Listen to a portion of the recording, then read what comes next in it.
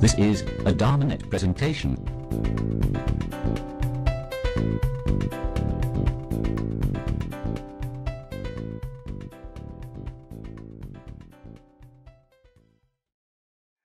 Okay, so for this evening's Dhamma talk, we already were talking a little bit about some historical questions.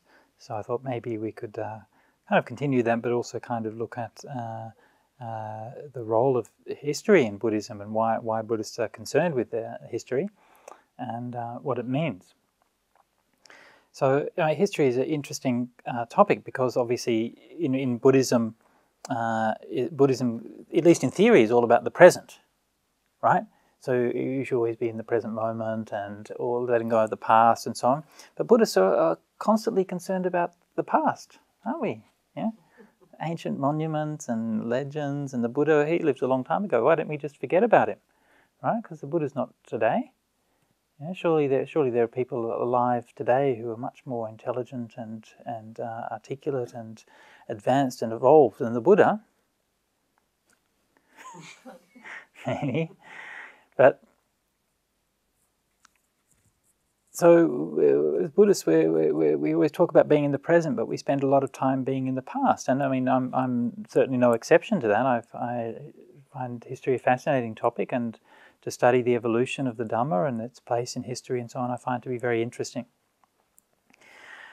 One of the reasons why history is interesting, especially for me, is because it helps us to give us some kind of sense of context of the time and place where the Buddha lived, because otherwise the Buddha's teachings can be a little bit abstract. Right? So if we know who was it that the Buddha was speaking to, what kind of people were they? What were their concerns? What were their fears? What were their desires? What were they conditioned by? What were they aspiring for? And then we have some more idea of what the Buddha was talking about, why he taught in those particular ways, why he used particular language, why he used particular concepts, and why he didn't use other kinds of language and concepts that we might find more familiar. So I might talk a little bit about the history of the Buddha and the times that he lived in, and what we know about that, what we don't know, and how that affects our understanding of the Dhamma. So one of the things that is important when we look at history is how do we know? I mean, if I asked anybody here what was the first thing that I said in this Dhamma talk, okay, we're already thinking, hang on, how do we start? Right, it's only a couple of minutes ago. Right? So how can we talk reliably about things that happened 2,500 years ago? Right. So this is something that's not at all obvious, and it's very, among scholars of all kinds of history, and including Buddhist history, there's a lot of discussion and disagreement about these particular points. Now, if we look in the Buddha's teachings, both in the early Buddhist teachings and also in the Buddhist traditions, we find that they always talk about two aspects of knowing, or two things that are helpful for being able to know something, okay? The first thing is direct experience, okay? The second one is inference. Two things, direct experience and inference. The other thing that's important about the Buddhist attitude to knowing, or to how do we know things, is that knowledge in Buddhism is always pragmatic, okay? That is to say that Buddhism is not a search for some kind of ultimate or absolute truth. The search for Buddhism is a search for the ending of suffering. Okay? So it doesn't really matter what kind of truth it is, as long as you can let go of suffering. That's all that matters. Right? So it's a functional theory of truth, or approach to truth. So we bear these principles in mind when we begin to look at Buddhist history. So we bear in two things: the direct experience and the inference. And we do this, we use this for a pragmatic purpose. Our pragmatic purpose is not so that we can get some final, absolute, definitive answers to who was the Buddha, what did he teach, all of these questions, right? Because, of course, the Buddha was different to different people, right? I mean, even for you and I, we're different to different people. We mean different things to different people. And of course the Buddha was like that. There's no final definitive answer to that. And there's no final definitive answer to the question, what did the Buddha teach? Obviously he taught different things at different times to different people. So there'll always be a room for a subjective and interpretive approach to those things. The important thing is what is useful, what is helpful to overcome suffering. Okay. Now, remember these two aspects of truth: the direct evidence and the inference. Now, in terms of direct evidence, in the time of the Buddha, we look to things like, say, archaeology. Right? Even archaeology is not that direct, but it's reasonably direct evidence. And what does the archaeology tell us about the times of the Buddha? Okay. The answer to that is unfortunately not very much. Okay. But the best archaeology we have, the most useful and meaningful and certain facts that we have are the edicts of King Ashoka.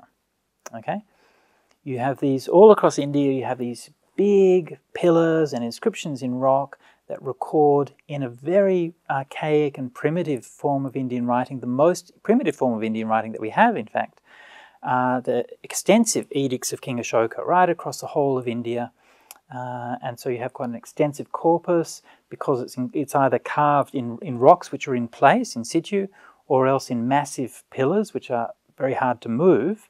Then we're pretty sure that this is where these things belong, right? You can't pick it up and put it somewhere else. And because of the writing style and references to Greek and even Egyptian rulers and things at that time, we're able to fix King Ashoka fairly precisely in historical time, around 250 BC.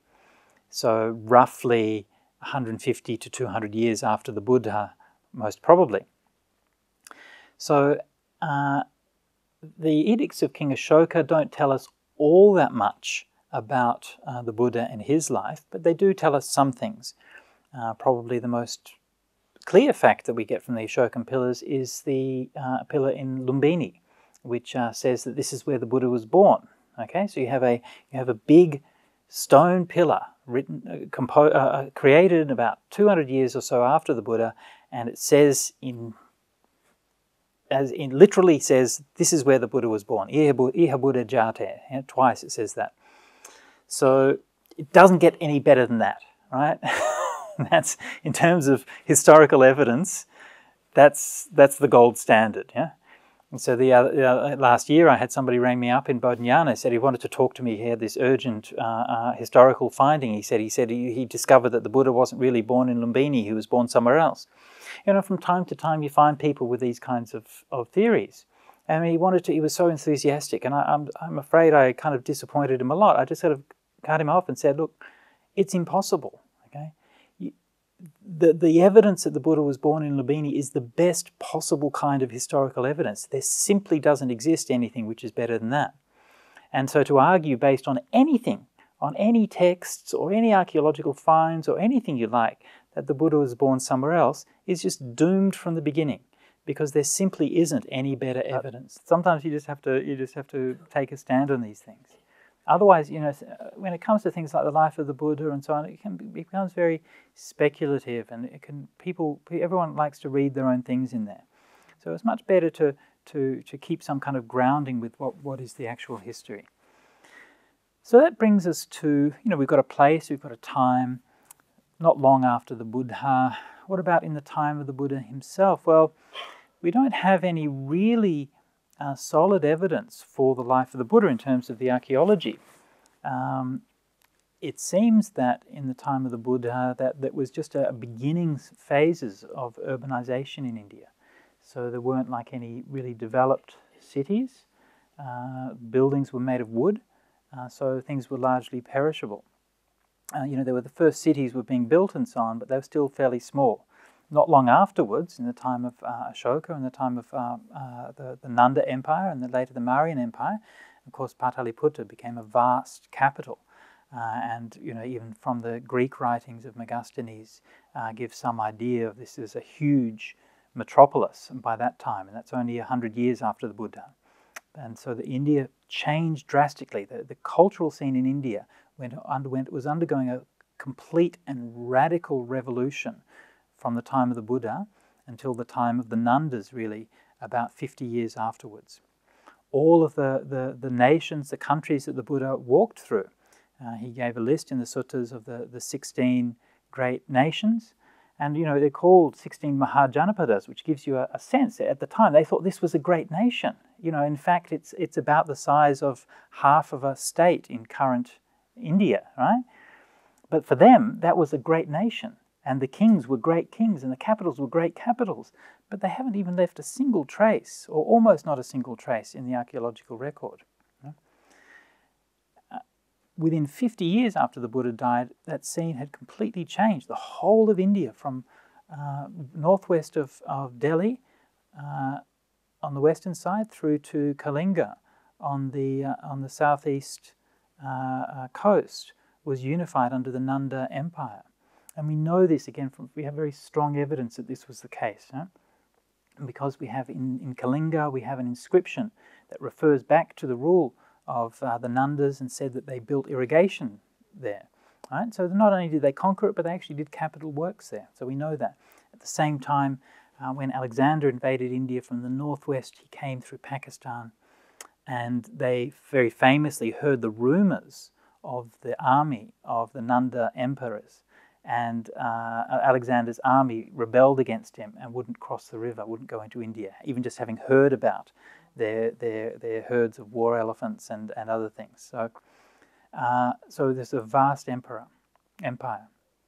Within just a few decades of the Buddha passing away, this had happened.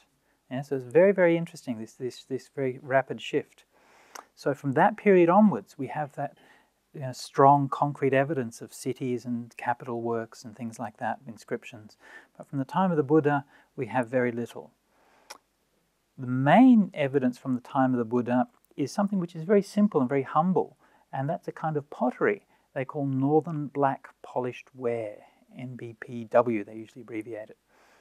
And it's a distinctive kind of pottery, like they can identify in the archaeological strata. Earlier there was another one they called painted grey ware, and then they developed this Northern Black Polished Ware.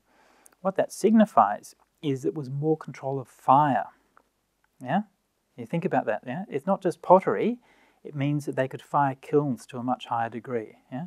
At the same time, iron was developed in India, right? So both of those requiring a lot of heat, a lot of energy, and so both of them signifying that this advance in the technology of the use of fire.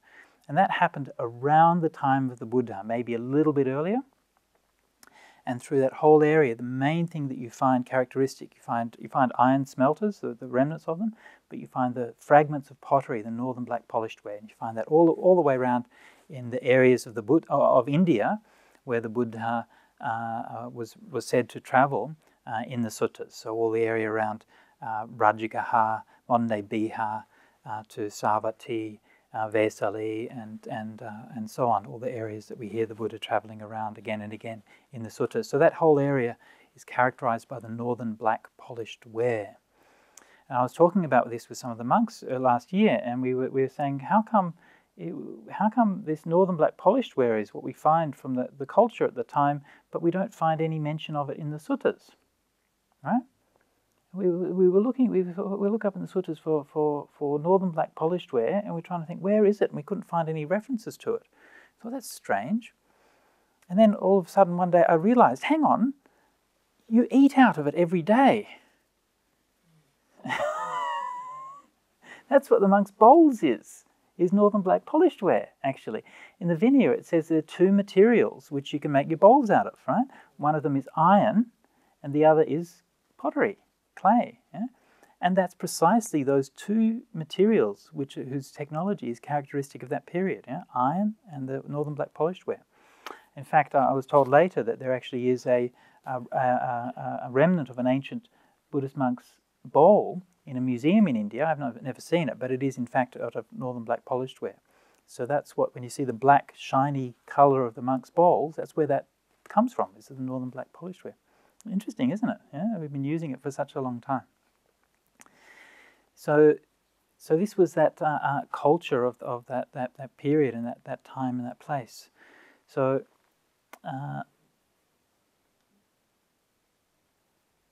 so we're getting this kind of feeling for a culture which is in a rapid period of change. Yeah. One of the, I guess, one of the myths or one of the stories that we often tend to believe about the past is that the past was static. Right? We tend to project into the past that everything was always the same. And obviously, our current times is changing much more rapidly, right? So we find much more rapid change today in the past, fair enough. But still, things weren't the same all the time. And in particular, when it comes to ancient India, we often sort of have this idea in the back of our minds that ancient India was Hindu, right?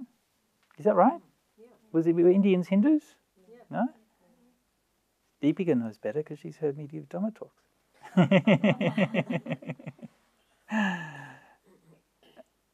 Right? So we have this idea that Hinduism's always been there, right? And the Buddha was a Hindu, right? Is that right? That's what I thought. That's what many people think. But things are always changing. That's actually not true at all. To say that the Buddha was Hindu, or that Indians even were Hindu in the time of the Buddha, is completely anachronistic. And in fact, it's like saying that Moses was a Catholic. Right? Yeah? Moses wasn't, was Moses a Catholic? No. Moses belonged to a religious tradition, right, which evolved and changed and transformed and became Catholicism, and which is a part of that thing. So yes, obviously there are religious traditions which are part of what we call Hinduism, right? They're not disconnected, but what we understand of as Hinduism today didn't even remotely exist in the time of the Buddha. Yeah? So if you look at specific examples of things, like for example, if say that worship in temples, right? There was no temples. Yeah? Worship of Krishna, not heard of. Shiva, not heard of. Vishnu, not heard of. Ganesh, not heard of. Rama, not heard of. And so on. So all of these major gods in Hinduism are either completely unknown, or else maybe they're mentioned as minor deities once or twice here and there, but they're certainly not kind of the dominant focus of worship that they are today in contemporary Hinduism. What you did have in the time of the Buddha, you had the Vedas, which had their different religious teachings. You had the Vedic rituals based on those. You had the Brahmins, who were the bearers of the Vedas, and so on. So that's obviously an important strand of the tradition which became Hinduism. You also find various sort of local worship cults. This is very, very common, like yakas and nagas and so on. Each village and each town, they would worship their local yakas and their local nagas and things like that. Now today, if we were to go to India, we think of that as part of Hinduism, right? In fact, it's completely different. Right? There's no historical relationship between those things whatsoever, right? The Vedic religion was something which was brought to India by the Aryan peoples, right? When they came there, they found people who were already worshipping these yakas and nagas and so on. They're actually quite different religious strands. Right? And so one of the accomplishments of the great Hindu scholars of the Middle Ages, Shankara and others, was to unify all of those different religious traditions, so that all of those local strands, the different philosophical traditions, the contemplative traditions, the Vedic ritual traditions, and so on, all of those different strands, which actually were quite separate, and they weren't seen as being part of the same thing. They were all brought within one umbrella. Yeah? And that synthesis happened around 5th, 6th, 7th, 8th centuries. So it's 1,000 years after the Buddha. And it's that synthesis which we call Hinduism. Right? And that synthesis didn't exist in the time of the Buddha, even though many of the elements, not all of the elements, but many of those elements did exist. Yeah? But they were quite separate things. So if you hear somebody saying the Buddha was a Hindu, then this is just anachronistic. It's obviously, in one sense, the Buddha's family would have been practicing the local religious rites, we assume, right? We assume that in Kapilavatthu, like anywhere else, they probably had their local spirits who they'd do maybe ceremonies for the harvest and so on and so forth. And we assume that his family and that young Siddhartha participated in those things and so on. But this is more to do with just a kind of the relationship with the spirits and relationship with nature and so on and so forth. It's not really to do with being a Hindu in that kind of sense. So this actually is one of the things which was already discovered and made very clear in the late 19th century.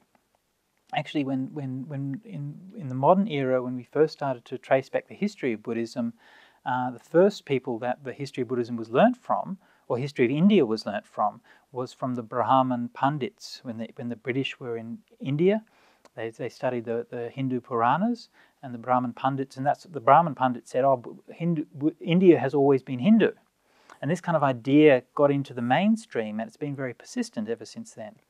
But it didn't take long until people like Thomas Rhys Davids and others who read the Pali texts, they read the things like the Mahavamsa and so on. They began to do the archaeology. Cunningham discovered all the ancient Buddhist sites. They began to realize, hang on, if this is if India has always been a Hindu country, how come for hundreds of years in the archaeological record, nearly a millennium, in fact, in the archaeological record, we find nothing of Hinduism and plenty of things of Buddhism and Jainism. Okay? It's also something just to bear in mind. At the time of Ashoka, all of the hundreds of years, there's nothing of Hinduism. Gradually they start to appear, but still the majority of archaeological findings in India, for maybe probably, I guess, 1,000 years after the Buddha, the majority of things are all Buddhist. Yeah? And then gradually Buddhism started to decline and the Hinduism started to get more popular. So India, like anywhere else, was shifting and changing. So there are different strands and so on. So when we're looking at the Buddha and trying to understand his teachings, then of course it's very important to understand who is he teaching for. Now this is not something which is purely an abstract idea. Right? For example, this has real implications in terms of how people understand Buddhism. And just as one example of that is a common argument which you'll hear is that the Buddha taught rebirth, right? Because that's what everyone believed. Yeah, everyone believed in rebirth, right? So the Buddha just adopted this Hindu idea and taught this Hindu idea of rebirth, right? This is what some people will argue. Now, if you know the historical situation, you know that, well, that's a bit silly, right? It wasn't Hindu for a start.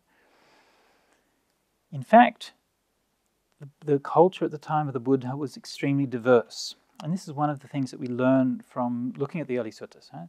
There's so much diversity both within the Brahmanical tradition and also outside of the Brahmanical tradition. I mean, the Brahmanical tradition, which evolved into what we call Hinduism, was very, very far from being some kind of unified, rigid, dogmatic system, right? I mean, Hinduism has never been like that. It was very questioning. There were all kinds of different takes on things, all kinds of different interpretations, and all kinds of different ways of relating, even within the Brahmanical tradition. And we find this questioning spirit both within the Buddhist texts. We also find it within the Brahmanical scriptures at the same time, within the Upanishads. The same kind of thing.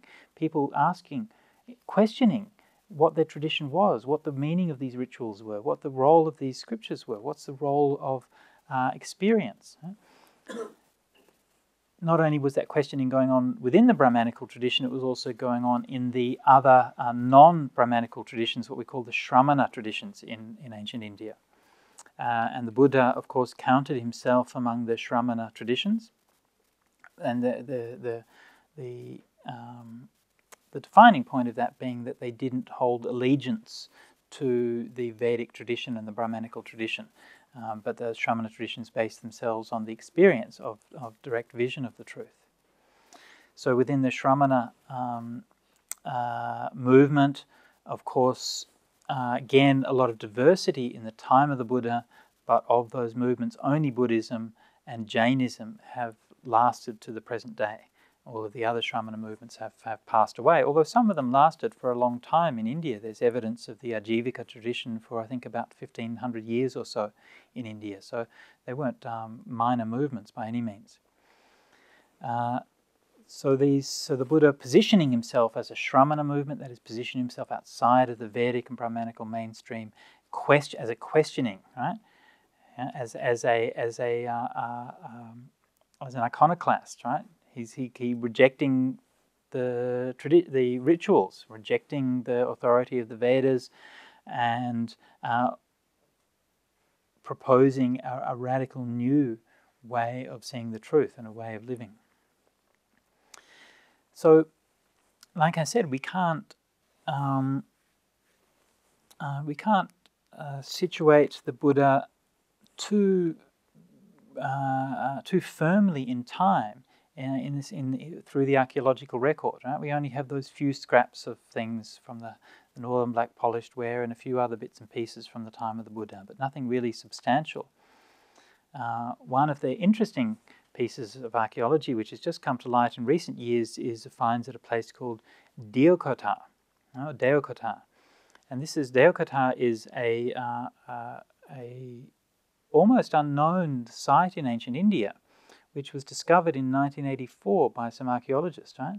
And they discovered it purely randomly. They said, well, look, there's some Buddhist sites over here, and there's some Buddhist sites over there, and it seems that the Buddhists were travelling along from there to there, so there's probably something in between them. So they went there and had a look around and asked the villagers, are there any ancient sites here? And they said, oh yeah, there's one over there. So they went and saw, and it's actually quite a major site. It's lots of stupas, dozens of rock-cut caves, paintings, and inscriptions. Yeah, so it gives you an indication of how many things are still undiscovered. But one of the things which they found at the site of Deokota is the oldest lineage list.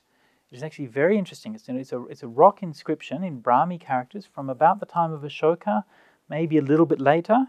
It seems that the Deokota site may be somewhat pre-Ashokan, but the inscription is maybe a little bit later than that.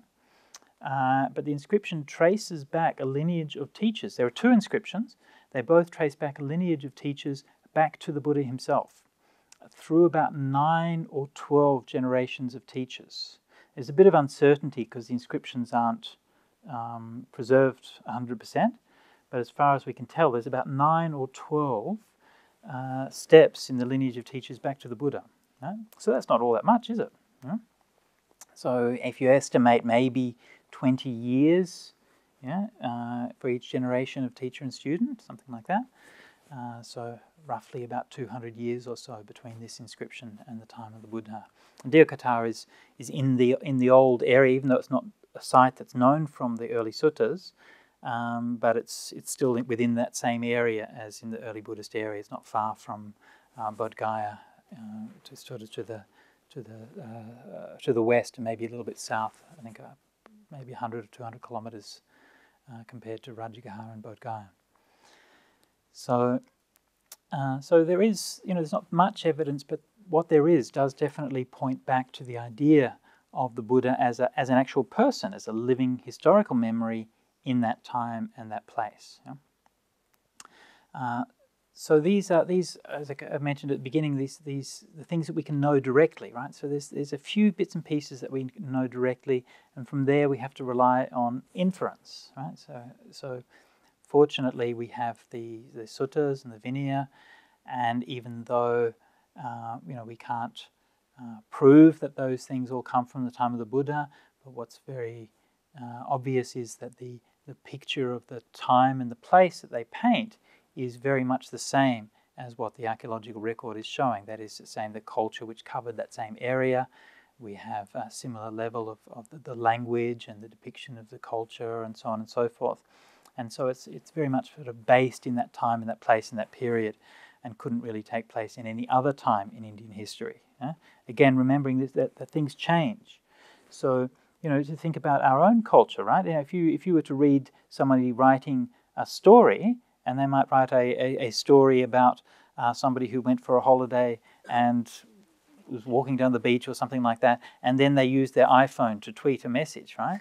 Now, immediately you would know within a few years when that story was set, okay? And if somebody said, and this story was set in the 1950s, you'd say, hang on, right? No, it's a genuine story, but maybe they had iPhones in those days, but we just didn't know about it, right? Right? And you think, well, of course, it's ridiculous, right? And it's the same if you know the history, then you know, hang on, there's a certain sequence to the development of these technologies, right? And there's a certain you can see the gradual growth and the urbanization, the development of culture, the evolution of the rules of governance and kingship, the expansion of the kingdoms, the expansion of the trade routes, the knowledge of lands outside of that area, and so on. And so this is one of the reasons why Venerable Brahmali and myself have written a book in the last year about the authenticity of the Buddhist scriptures. And one of the main arguments that we've used and we've developed is that the suttas, you have millions of words in the suttas and the Vinaya, which is located in that time and that place, right? And nowhere does it mention iPhones, okay? Right? Not to mention iPhones, nowhere does it mention, say, things like writing, okay? So even there's one or two mentions of writing in the Pali Canon, which are probably in some of the later portions of it. There's no mention of, for example, a kingship or a country which extended across the whole of India, okay? And this is something which actually was the political reality in India a few decades after the Buddha died. And yet the political situation in the time of the Buddha is always represented as these multiple different countries, these small little kingships. Yeah. Sorry? Almost like councils, maybe. Like councils, like kind of local states, local kingships. Yeah. It's almost like a more feudal kind of environment. Yeah. And you can see the scale of things that's imagined in the time of the Buddha. For example, there's a sutta on the cartwright, okay, and where the king is felt to have gone there was going to be a war or something like that. So the king needed a new chariot, right? So he went to the cartwright to say, "Build me a new chariot," right? So he's giving you a sense of the scale of things, right? You can imagine the Prime Minister of Australia thinking, "Oh, we're going to have a war soon. We'd better get a tank. I've got to go down to the local mechanics and get them to make me a tank," right? You can see things are being imagined on a very small scale. King Ashoka didn't do that, right? King Ashoka had a city with 1 million people in it and armies with thousands of elephants and stuff like that. So you can imagine a situation where a king would personally go to the chariot to the carpenter to prepare his chariot for the war. Right? So everything's happening at a very small scale. Anyway, so when we look at that history, we get more of a sense for who the Buddha was, what he was teaching in that time and that place. Yeah, and to come back to that teaching on rebirth that I mentioned before, and that being one of the major issues that people bring up again and again. You can see that within the Brahmanical tradition, okay, there was no sort of fixed or very solid idea about rebirth at that time. Okay, the Vedas don't give anything particularly clear about rebirth. The Upanishads give a lot of different accounts, several different accounts about what happens when you die and what happens to the Atman after death and these kinds of things. Right? There's no like fixed, clear view about what rebirth is, as you find in later Hinduism. Similarly, within the Shramana traditions, certain of them accepted the idea of rebirth, like Jainism, for example. Others rejected it and said, no, when you die, your body just goes back to the 4 elements and nothing exists after death. So it's quite possible for people to teach these things, and the ideas were current in the culture. The Buddha knew about them. It talked about quite clearly and explicitly and openly in the suttas. So the idea that the Buddha was somehow forced to teach about rebirth because that's what his cultural expectations were and he couldn't teach anything else is completely absurd. You and I are quite capable of understanding what our culture teaches, reflecting on it, and deciding for ourselves whether we agree with it, right? Not to speak of you and I, any 15-year-old school child is capable of doing that, right? Any of you who've got children will know that that's the case, right? That sometimes your children will agree with things that you tell them or what your culture tells them, and sometimes they'll disagree. And so to say that the Buddha was unable to do that is to say that the Buddha had less intelligence and reflective capacity than a 15-year-old school child. Yeah? But this is what people say. Anyway, so the Buddha taught about rebirth because that was what his experience was, that was what his understanding was, that was what the reality that he perceived. So that was what he based that teaching on. So this is just one example, but it's an example of how we can see by studying and by understanding a little bit better the history, the time, the place, the culture that the Buddha lived in, that we can put the Buddha's teachings in a context that has meaning within that culture. And then once we've done that, we can then start to ask those questions about, well, how does that apply for us now? What does that mean for our culture? How should we present the Dhamma here? How should we practice the Dhamma in our own lives? Because just as the Buddha, everything the Buddha said always begins with a time and place, right? Every sutta. Yeah? One time, the Buddha was staying in Savatthi. Yeah? There's a time and there's a place. Everything has a time and place. It has a historical context. And that's every time you sit and meditate at a time and a place. Every time your mind becomes overwhelmed with anger, it becomes overwhelmed with anger at a time and a place. Yeah? And there are certain reasons for that. There's conditions, there's a culture, there's a context, there's a background. And so we can only understand these things when we begin to understand the background. Okay, so that's probably talking for enough this evening. So I offer that for your reflection and I'd like to invite any comments or questions.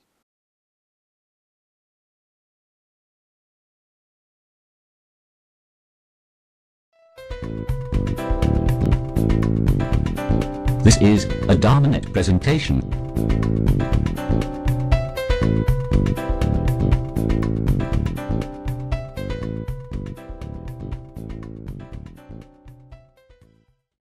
The main reason I've come this evening, I'm giving a talk tomorrow. I wanted to come an extra day.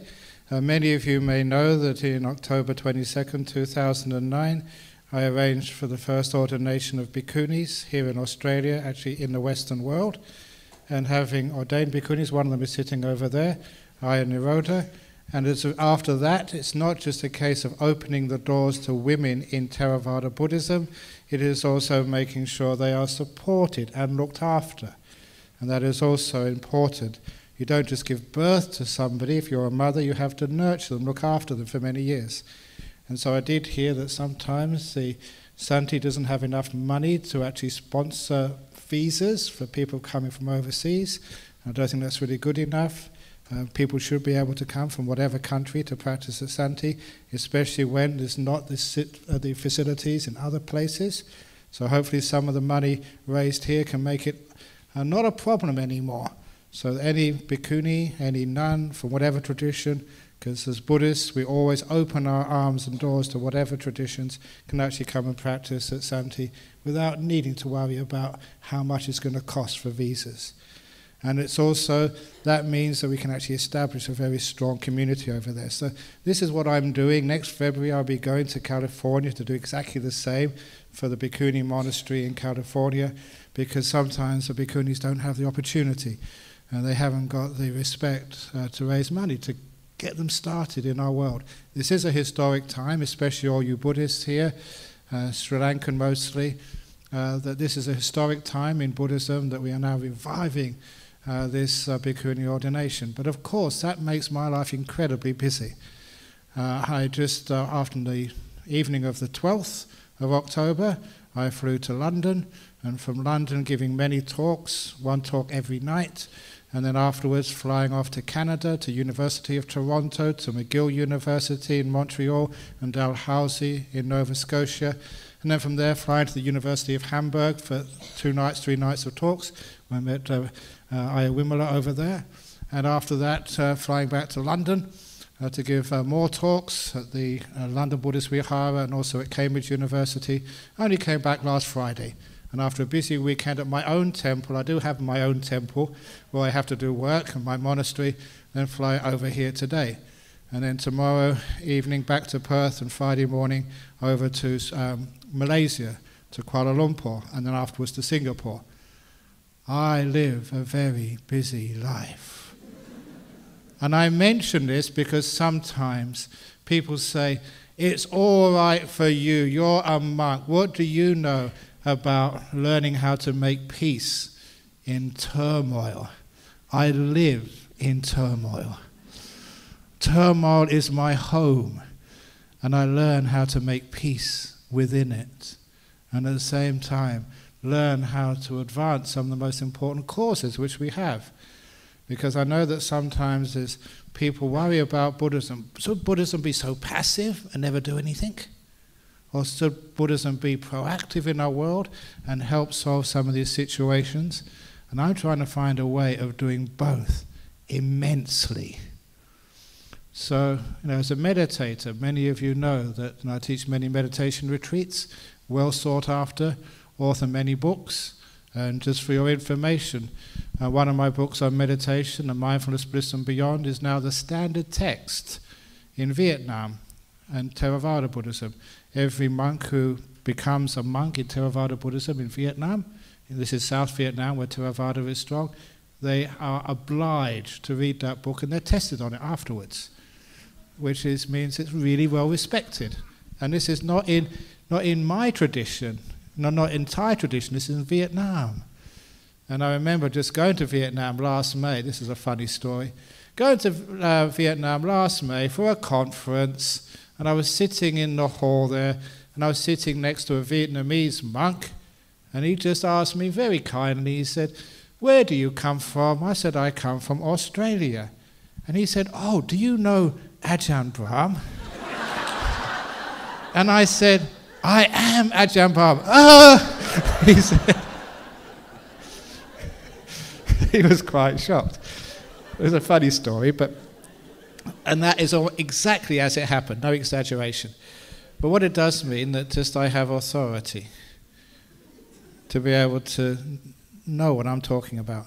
The balance between deep meditation and powerful service.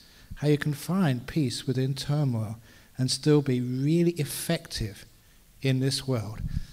Now, the best story, there's many key stories which I have, and some of these key stories which I have, some of you may know these, but I start with a story and then I adapt it in different ways. And on the aircraft, talking to somebody on the way here from Perth, that some of these stories, actually on the car coming here, so not on the aircraft, that some of these stories are well used by psychologists. In fact, that in Toronto, whenever I go there, I'm invited to the University of Toronto to lecture in the Department of Buddhism, Mental Health and Psychology, which is a department, part of a degree course. And because many of the things which you say actually work.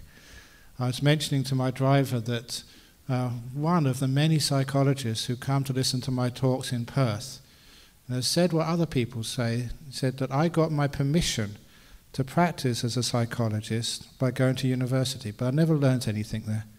I just got permission to teach or to practice. He said everything which I really did learn, I learned from the monks and the nuns. And that's what she said as a Western psychologist. And that's also why, for those of you who've heard this big word mindfulness, when I was in Halifax, that's Nova Scotia, that is the place where the largest Buddhist periodicals in North America are put together and edited, the Shambhala Sun, Buddha Dhamma, and there's a new magazine called Mindfulness. It's just been released with the support of the icons of the mindfulness movement. You know, people like John Kabat-Zinn, people like Alan Wallace, all these people who you read about, maybe they come and give lectures in Sydney. These people are Buddhists, and they've realized that they've left something out of mindfulness. And it's not working as well as it should, even though it's incredibly popular now. And they feel guilty. This is what I was told by the editor in last week, or 2 weeks ago, in Nova Scotia. And they really want to make the mindfulness stronger by adding the other parts of Buddhism into it. So this is latest movement. This is cutting edge. You hear it from here first, and you'll probably see it, in your fields, in lectures and also in symposiums and conferences in Sydney, maybe in 2 or 3 years' time. This is where it's starting. Because as Buddhists, especially as Buddhist monks, I've been a monk over 40 years now, that you actually learn how this mind works. And because you learn how it works, from inside. You get these incredible techniques which are powerful, they work, and now we're sharing them with many, many people. And so I do live a busy life, but I learn how to keep it together and be able just to let go very quickly. And this is one of the key stories.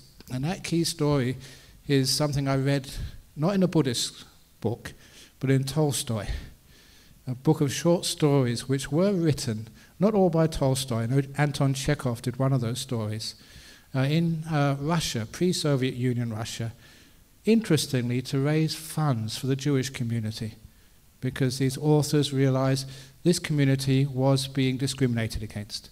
In the same way now I realize female monastics are being discriminated against. That's why I'm working my butt off to try and help them. And in this particular case, it was for the Jewish community. And one of the stories written by Tolstoy was the famous Emperor's Three Questions. It's a very apt story for our modern age because many people today turn away from religion. The fastest growing religion in Australia is no religion. Which means that people, why do they get fed up with religion? And sometimes it's because it's ceremonies, sometimes it's arguing with each other, not having enough harmony and peace, full of rituals. So, as I put it, you cannot see the Buddha through the incense smoke. It's too many rituals, too much stuff. So people, they turn away from all this religious stuff. And so, this was a story of a similar time. Emperor decided he didn't want to have anything to do with any religion, but he realized spirituality was important, so he made up his own religion, and that religion was answering just 3 questions. The only questions he thought he ever needed answers for. When I first read that, it blew me away when I found out the answers to these 3 questions, and even today I teach it as a fundamental way to meditate and live one's life. It just goes so deep in all areas, and especially how to create peace in the turmoil of life. Those Emperor's 3 questions, when is the most important time? Well, who is the most important person? What's the most important thing to do?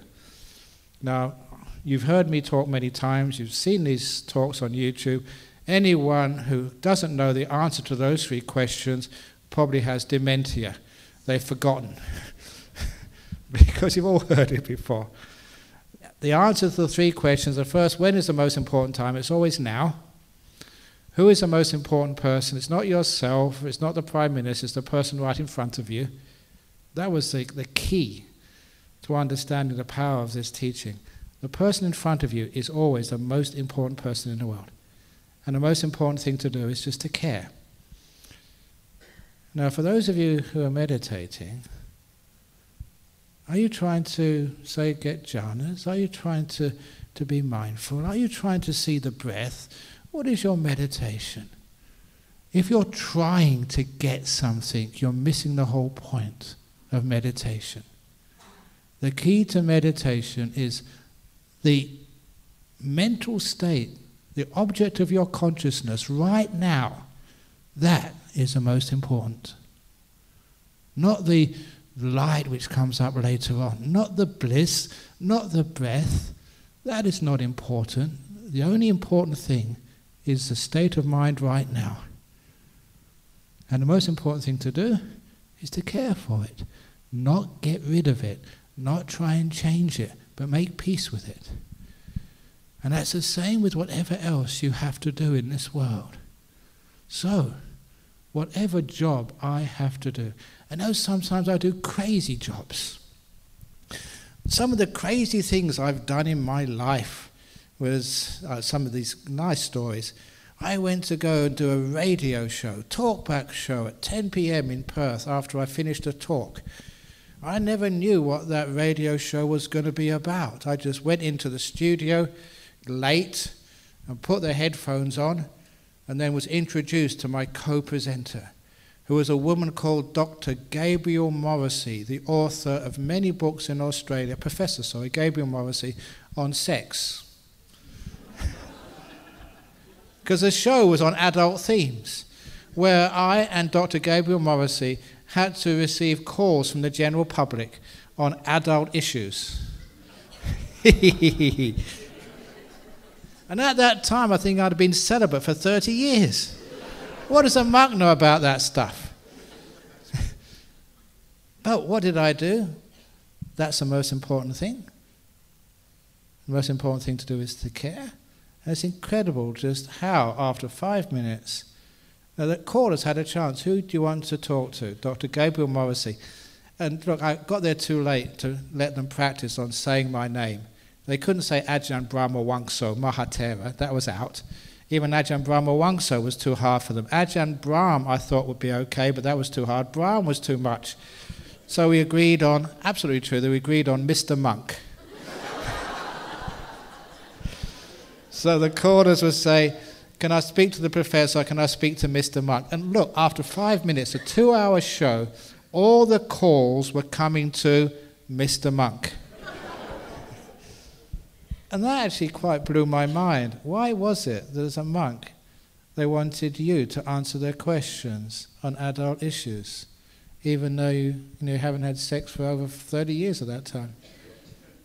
Because there's something which a monk knows, and how to answer these things. And now is the most important time. And the person, the caller, right in front of you, they were really important, so you can actually connect instead of trying to get rid of things. Which means because you weren't struggling to get rid of things, you never felt stress. All stress comes when you don't accept this moment. Basically, you're not here. You're trying to get somewhere else. And that is very tiring. If you just be here, even answering questions on sex, or the other stupid thing which I have to do is have my photograph taken. I still can't understand. I'm a fat old monk. I am not Sir Brad Pitt. I am not some movie star. Why do you want to take a photo of me? But people keep asking that, honestly. And just, even in England, and sometimes I almost miss my aircraft, people taking photos of me, signing books. So much so that I've developed this 20 push-ups. I train myself every morning to smile, so I can do it on the camera, smile, photograph. And I can keep smiling for 2 hours, no problem at all, because it's training, that's all it really is. So you can see just how... But a lot of times I think, what? I didn't become a monk to have my photograph taken. If that's why I became a monk, I'd be crazy. So what I do, though, this is really important. Whatever this person wants to do, I'm very happy to do it. Sometimes people say, you allow people to exploit you, Ajahn Brahm. You're like a doormat. I said, yes, that is the purpose of my life, to be exploited. So please exploit me. I'm not going to argue with that. I've given up trying to fight that. So that person in front of me is the most important person in the world. The event in front of me, the situation which I'm in, is the most important. And the only thing to do, which comes from this, is to care. Now that particular idea of caring, it came to me from another story, which is a key story, from a young man who I'd known since he was born. His parents would bring him to the temple. He was a Sri Lankan man. And when he went to school, he passed his university entrance, he did very well, did medicine, always came to see me for advice every now and again. But once he came to see me, wanting to resign from being a doctor. His first year in the hospital as a resident, he lost his first patient. And it was a tragedy. It was a young woman under his care died. And it was him, as the resident, who had to go to the husband and tell this young man, the woman he loved, committed to, had died. He had no wife, and that his 2 children had no mother. They died. And that hurt him so much. They went so deeply into him, he couldn't stand the thought of ever having to do that again. So the only option, he thought, was to resign, start another career. And he came to me for advice. And I saw his problem immediately. I said, your problem is you don't understand the purpose of being a doctor. You think the purpose of being a doctor is to cure people. It's not, because if you think that the whole reason to be a doctor is to cure people, you are going to fail many times. But if you change just one letter and realize the purpose of being a doctor is not to cure people, is to care for them. Just one letter, a U to an A, and it changes the whole situation. You won't always be able to cure people, but you will always be able to care for them. And as long as you're caring for them, even if they die, knowing they've been cared for, and the family knows that their wife, their mother has been cared for, that makes all the difference in the world. He understood. He was a very smart man. So he went back to work the next day, and he carried on. He's a specialist now, I forget in what. But he doesn't cure people anymore. He cares for them. And because caring is his priority, his cure rate goes up. He's a very successful doctor. And you can understand why. Why is it we always try and cure things rather than caring for things? So back to your meditation. Don't cure your mind of its defilements, its sloth and torpor, its restlessness, its weird ways. If you try and cure it, you will just get stressed out, just like going to work. Care for your mind instead of curing it. Whatever's in the mind is important. Care for it. And then, because just like a body, a sickness, if you care for it, it gets better very quickly. If you try and cure it, it gets worse. So in life, in the turmoil of life, in the pain of life, please stop trying to cure life. Care for it instead. Now, some of you, even the nuns and the monks in front, think you understand loving kindness, metta, caring, compassion. How many of you, do, say, metta meditation, loving kindness meditation in the morning? May all people be happy. May all people be well. That is not compassionate. I'll tell you why. One retreat which I gave a few years ago, there was one young woman came up and she was really upset. She said, "You keep teaching me to be happy. You say, may all beings be happy, and that includes me. And I don't want to be happy. I'm grumpy. I'm upset. And now you make me feel guilty being upset." So I said, well, actually, that's not what I really meant. So I changed the Metta Sutta. May all people be happy if they want to. May all people be grumpy if they want to. Giving people permission to be, caring for them, not trying to cure them. And so much so that this woman, Veronica her name is, she's probably be famous now, and I'll tell you why. Because as a result of what she taught me, she said, I feel grumpy, and I feel so bad about being grumpy. And I said, no, it's okay to be grumpy. To make it very forceful, I went into the office. I said, just wait here for a couple of minutes. Got on the computer, and I printed out a formal grumpy license. It was on a nice piece of paper, letterhead, and on it was, this license gives to, Veronica, I won't say her surname, permission to be grumpy at any time, for any reason or no reason, for the rest of her life. Signed, Ajahn Brahm. Because she respected me.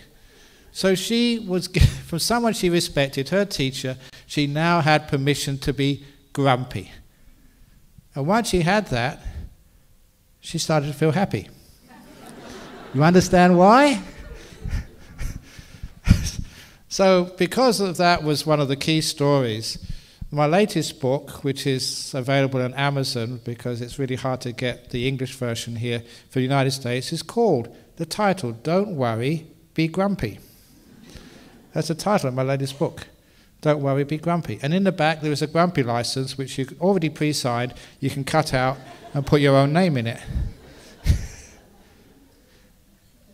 Now, do you understand what I mean here? It's because sometimes that grumpiness, not feeling that well, feeling a bit depressed, that is what's right in front of you in this moment. That is the most important thing in the world. Stop trying to chase it away. Don't cure it. Care for it. And then you find the problem is gone. This is why a lot of times people, they try psychology, they try meditation, it doesn't work because they don't understand. We're just all curers, all fixer-uppers, managers. We have a problem, we try and make it better. And what happens? It gets worse. Meditation, we try and fight our mind and we lose, we get frustrated. The reason is because we don't understand the psychology of this body and the mind. Even healing your body, you want to cure it instead of caring for it. And if you learn how to care for your body rather than curing it with this Emperor's Three Questions, now is the most important time. The thing in front of you, the feeling, the pain, the sickness, whatever it is, that's important. It's teaching you something. Unpleasant, but only when you want to get rid of it. Care for your sickness. I did this many years ago, 3 years ago. One of my powerful individual stories. What happened was I had food poisoning. It's what I always call as a monk an occupational hazard. Because I don't know what you give us to eat. I just put it in the tummy and just hope for the best. Sometimes it works, sometimes it doesn't. You know, once I'm going to Kuala Lumpur, Friday morning. Once, one of the last times I was at this temple, I was so sick, I don't know what they gave me to eat in the morning, but in the middle of the talk, I vomited. Because I couldn't hold it in. I was really trying to stop holding in, but it just went all over everywhere. People saw it. It was very good. From that time on, they asked me, what do you want to eat? Instead of just giving me what they thought I wanted to eat. So it was actually worth it in the long term. But this was not just feeling sick. This was full-on food poisoning, stomach cramps, agony. Couldn't help but screaming out. This is how I fixed it. Emperor's Three Questions. And now is the most important time. Forget what's going to happen in a moment or the next moment or 10 minutes down the track. This is the most important time right now. And this feeling, this pain, is the most important thing in the world for me. And my job is just to care for it. Not to get rid of it, but to care for it.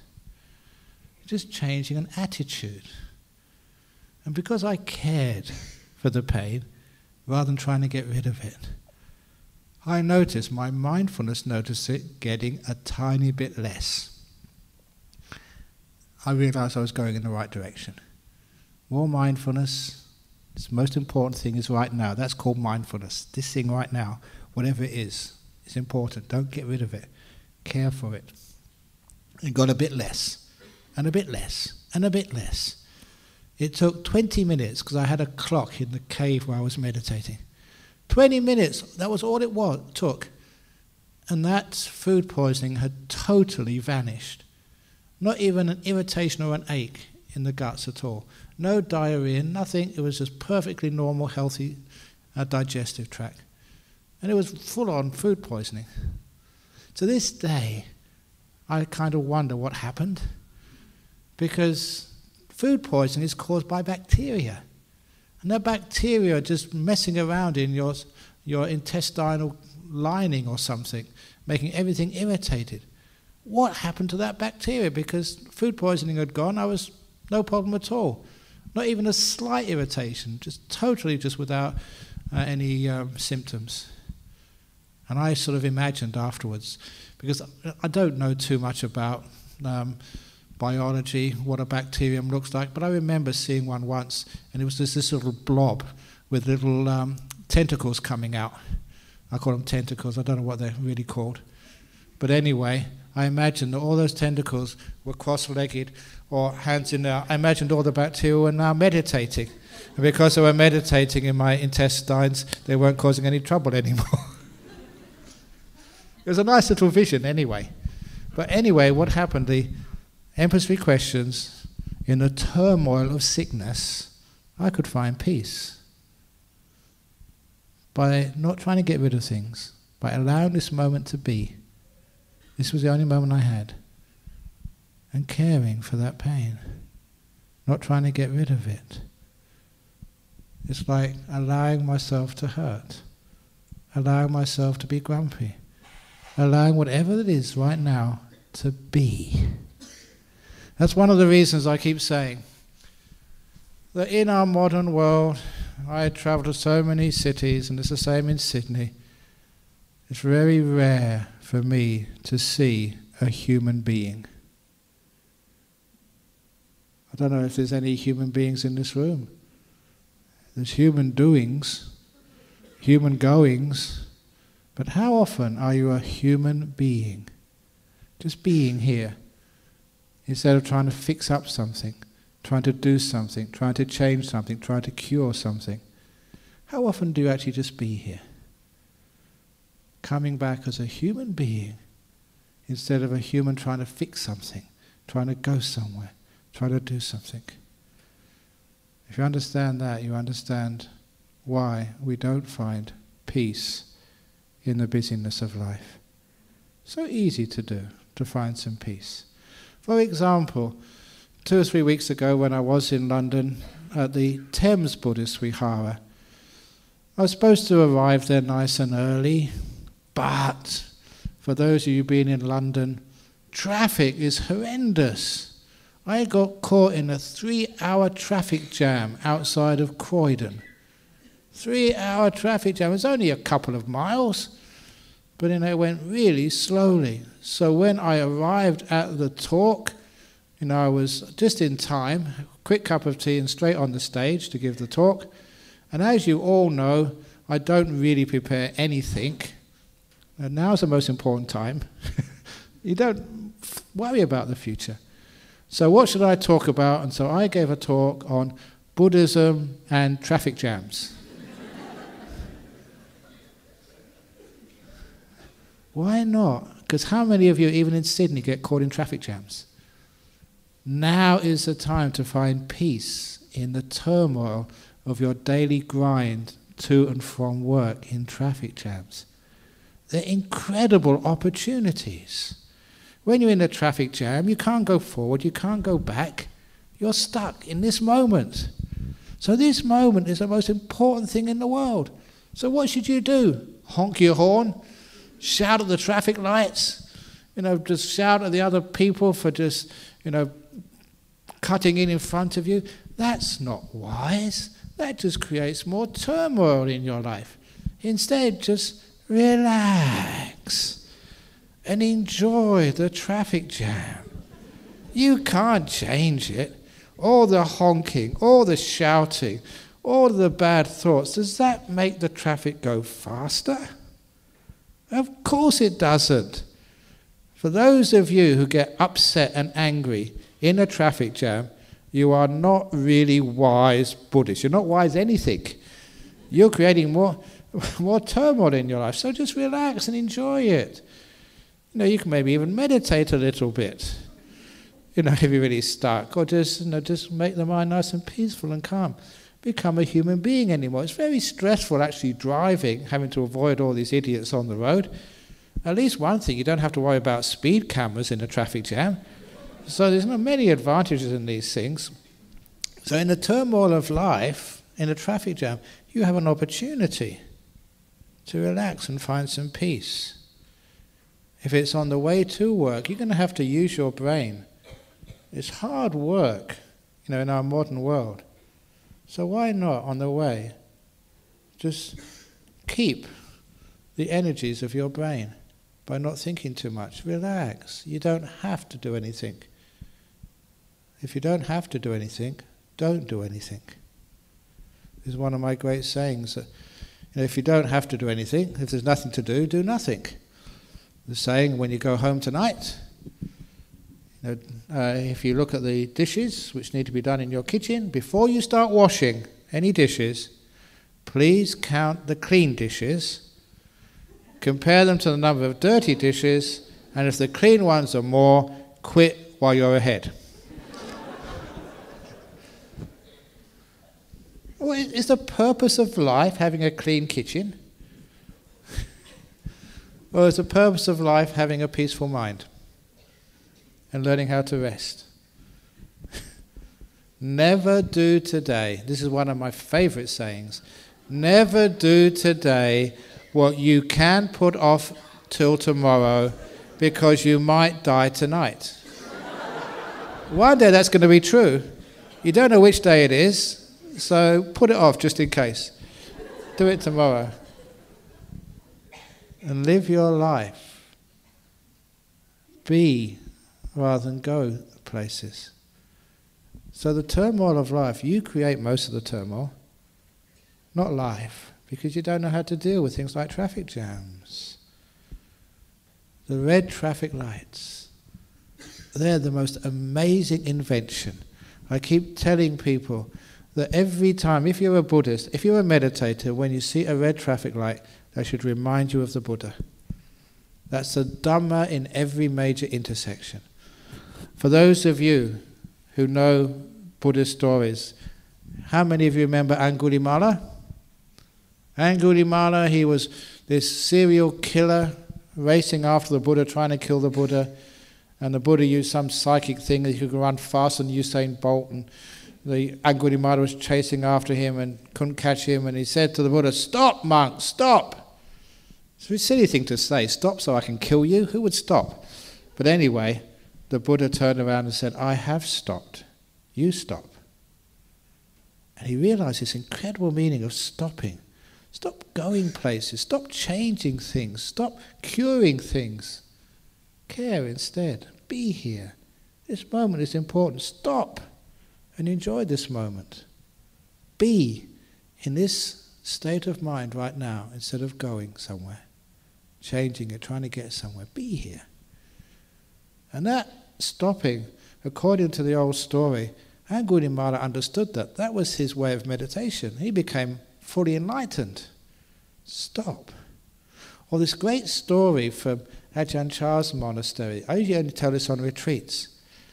You know, in Asia, we have these young monks ordained when they're 10, 11, 12 years of age. I don't agree with that at all.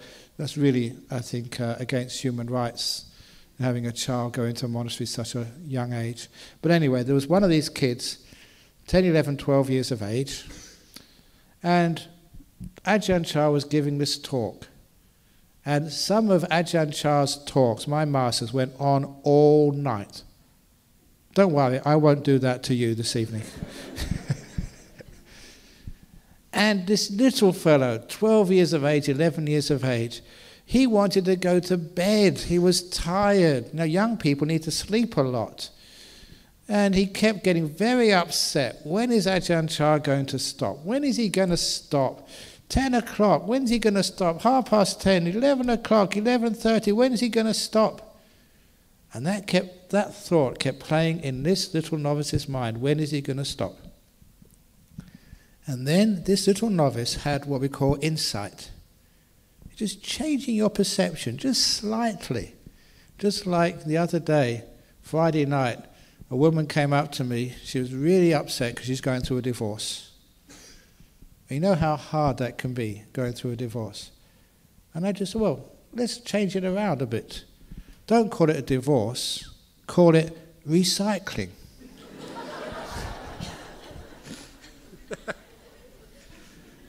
You might as well say that, there was recycling husbands, Someone else gets him, you get another one. So straight. And just like you did, as soon as I said that, she laughed her head off. She thought, that's a nice way of looking at it. So you just change it slightly, and it changes the whole way you look at things. So she was really upset at first, stressed out, turmoil of life, going through a divorce. And as soon as Ajahn Brahm comes along and says it's cycling, laughing, and all that pain went away. No, for 5 minutes anyway. But anyway, just changing it slightly. So this little novice, he changed it slightly. Instead of, when is Ajahn Chah going to stop? This little novice thought, when am I going to stop? And that little novice stopped. When he opened his eyes, many hours later, it was dawn. All the monks had left. They'd done their chanting, rang the bell, and he was one happy little novice monk. He'd stopped and got into one of the deep meditations, just like Angulimala. Stop going places. Now is the most important time. This thing in front of you is important. Stop chasing it away. Care for it. Stop. So every time you are in your car on the way to work and you come to the stoplights and you think, when is the light going to change? No, when are you going to change? When are you going to stop? And be and find peace at the red traffic lights of life. In my first book, someone told me a story that in Delhi, the traffic lights were not stoplights. They had another word. I found out I was wrong. I went there, I couldn't see them anywhere. But I found out they're from Bangalore. In Bangalore, the red traffic lights never say stop. They have the 5 letters RELAX. They are relax lights. Now imagine you did that in Sydney. Instead of the stop sign, relax sign. Imagine the increase in mental health in this city. When you go into work and you see all these signs, relax. That's how you deal with the turmoil in life. You have so many opportunities to relax. I call those the in-between moments of your life. You've left some place, you haven't arrived at the destination. You're in between.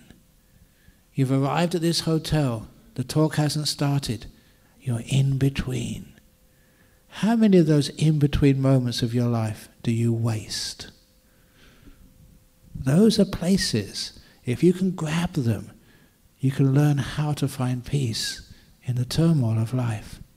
First of all, recognizing the many, many in-between moments of your life, grabbing them, not doing anything, but enjoying, doing nothing, just being here. If you can do that, you'll find life isn't stressful at all. Life is only stressful when you're busy trying to get somewhere else. When you learn how to be here, life isn't stressful, it's very peaceful and also very enlightening. As my master always used to say, meditation is not about attaining things, it's about letting go of things. Slowing down and stopping, not accelerating. I am a high achiever as a monk because I know how to stop and be still. That's where you find wisdom, not by doing things, by stopping. And in your life, how many of you have to produce, do new things, be creative? How much time do you find out creativity is just repeating old stuff? To really be creative, you've got to be still and see things in a totally different way. One of the little sayings I told the president of Dalhousie University, he put this on his blog straight away, where everybody thinks the same, no one thinks at all. That's one of the problems, creativity, because we think all in the same way. No one thinks at all that way. But when you're still, when you're silent, then the juices of creativity can see things in a totally different way, in a new way, in an interesting and creative way. Stillness is my friend. That's where you get all the ideas from, not through thinking. So, by learning how to stop in this busy world and find that time, it's easy to find a lot of peace in the turmoil of life. But there is another wonderful technique which I developed, which again psychologists are using without giving me 10% commission. This was when I'd have lots of responsibilities. Even if I'm not, whoops. Very nice. Just let it be. You see, you don't have to do anything, and it stops by itself. But monastery, I got a big monastery, actually a couple of monasteries in Perth.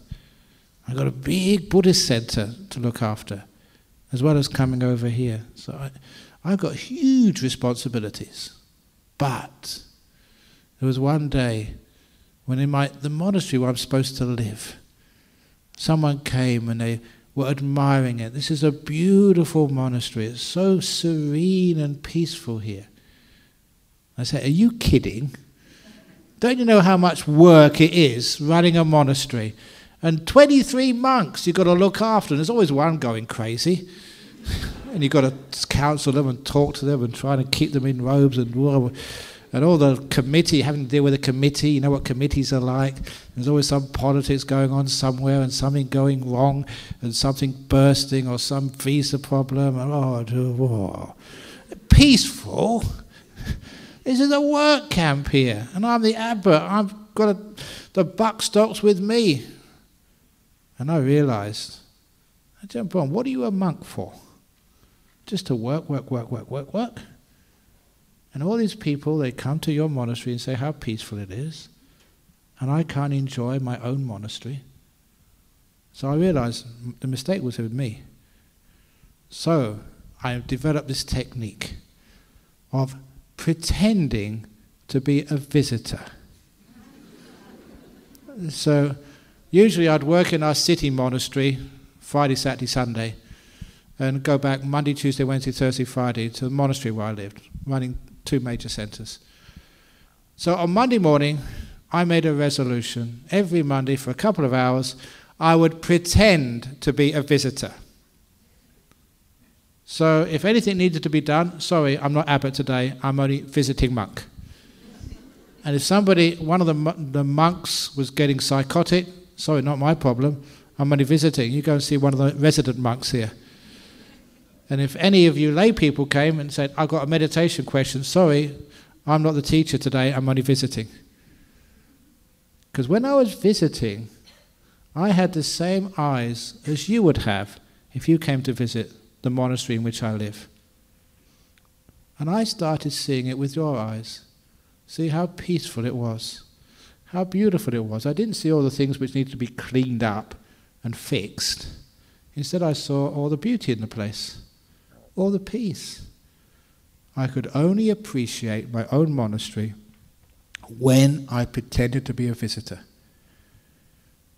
And then I shared that little practice with all the people who came to my centre. Why not? Maybe tomorrow morning or maybe Saturday morning, pretend to be a visitor in the house in which you live. If you're a visitor to somebody else's house, do you ever wash the dishes for them? Hoover the carpet, mow their lawn, take the garbage out? That's not your job. You don't live there. How many of you're visiting this hotel, how many of you will stay behind to hoover the carpet? Or even to wash the dishes, or whatever? Of course you don't do that. That's not your job. You're only visiting this place, which means you can enjoy it. So pretend to be a visitor in your own home, maybe Saturday morning for 2 hours. Nothing to do. I'm only a visitor. You don't have to wash the dishes, you don't have to cook, you don't have to clean. You can sit down and enjoy the house you spent so much money on. Instead of being another place where you have to work all the time. Now you know how to rest. If ever you are an owner, there's always stuff to do. When you have the mind of a visitor, you are freed, you can enjoy. So sometimes I pretend to be a visitor to the body in which I live. I'm not going to brush my teeth, I'm not going to wash, I'm certainly not going to comb my hair. I'm not going to try and get sick, I'll get healthy. I'm just going to enjoy just being here as a visitor. I take no responsibility. And I do that with my meditation too. I'm only visiting my mind. I'm not going to try and change it. I'm not going to try and make it any different. Not my mind. I'm only visiting. And then I can enjoy it and find incredible peace. But if I own my mind, and if I have to try and fix it up, it becomes endless. But when I visit, I find incredible peace and happiness. That is another way you can enhance your meditation. Stop trying to fix up your mind. Stop trying to change it. Stop trying to make it different. Be a visitor, not an owner. That's another way of understanding the Buddhist teaching of anatta, non-self. You're a visitor, not an owner. Oh, what joy. I have no responsibility now. Fun, peace, freedom. As soon as I own my meditation, I'm in big trouble. So, try in your own home, being a visitor, not an owner. And you'll find peace. You'll find more in-between moments where you can just enjoy, rather than always having to do things, always having to go somewhere, always having to make things different. My last little story, before I open up for questions, because time goes really quickly. You know, it's already, should have finished, I think. I don't know. Is this right? Who cares? Last little story, I've been getting a lot of mileage out of this. Especially, I told this story on Friday night, that during the Rains retreat don't usually go places, and I did accept an invitation to go and give a lecture at a mental health conference. These were for mental health, people in the mental health field, but also for people, what they call the clients, the people receiving all these treatments for mental health. And they wanted me to give like a little talk. And then this lady came up to me afterwards, and she said, Ajahn Brahm, when you first came in here, in your robe, I thought, what's this wanker coming in here for? That's what she said. And that's not a nice word, but she said, I came to apologize for thinking that, because you made me cry, you made me laugh. Thank you so much. And the story which made her cry, which changed her whole perception of what I was doing, was the story of the tree in the forest. Because so many people who come to my monastery or to the city centre or people I see, so many of them, they're always having psychological problems.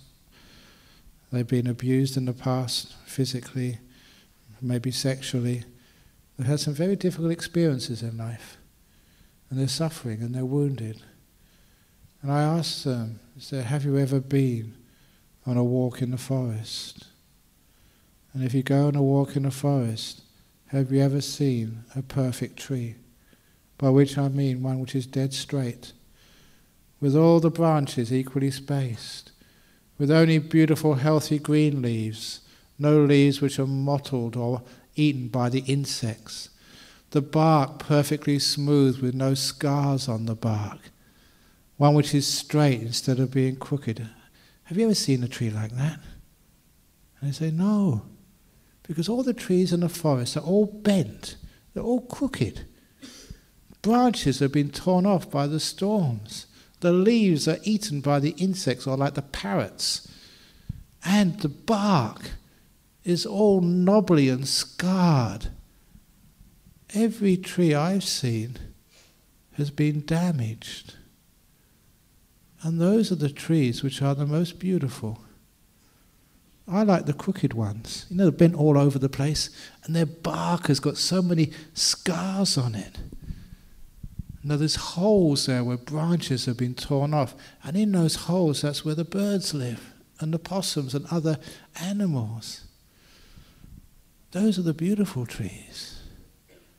So I tell people who have been injured by life, if you are damaged goods, you are one of the beautiful trees in the forest, the ones I love the most. Don't you like the crooked trees? The ones which are bent and leaning over and scarred? Are those the trees you like? The ones I like. So if you've got a husband who's all crooked and bent, he's beautiful. If you've got a wife who's all scarred, gorgeous, just like the trees in the forest. Once you change your perception of these things, the problem vanishes. And I was in Germany with Venerable Wimala over there, and I was saying how much German people love the forest. There's something in their genes. And I said, I've never ever seen a German or heard of a German going into the forest they love with a plane and sandpaper trying to smooth the barks of all the trees or trying to straighten them up.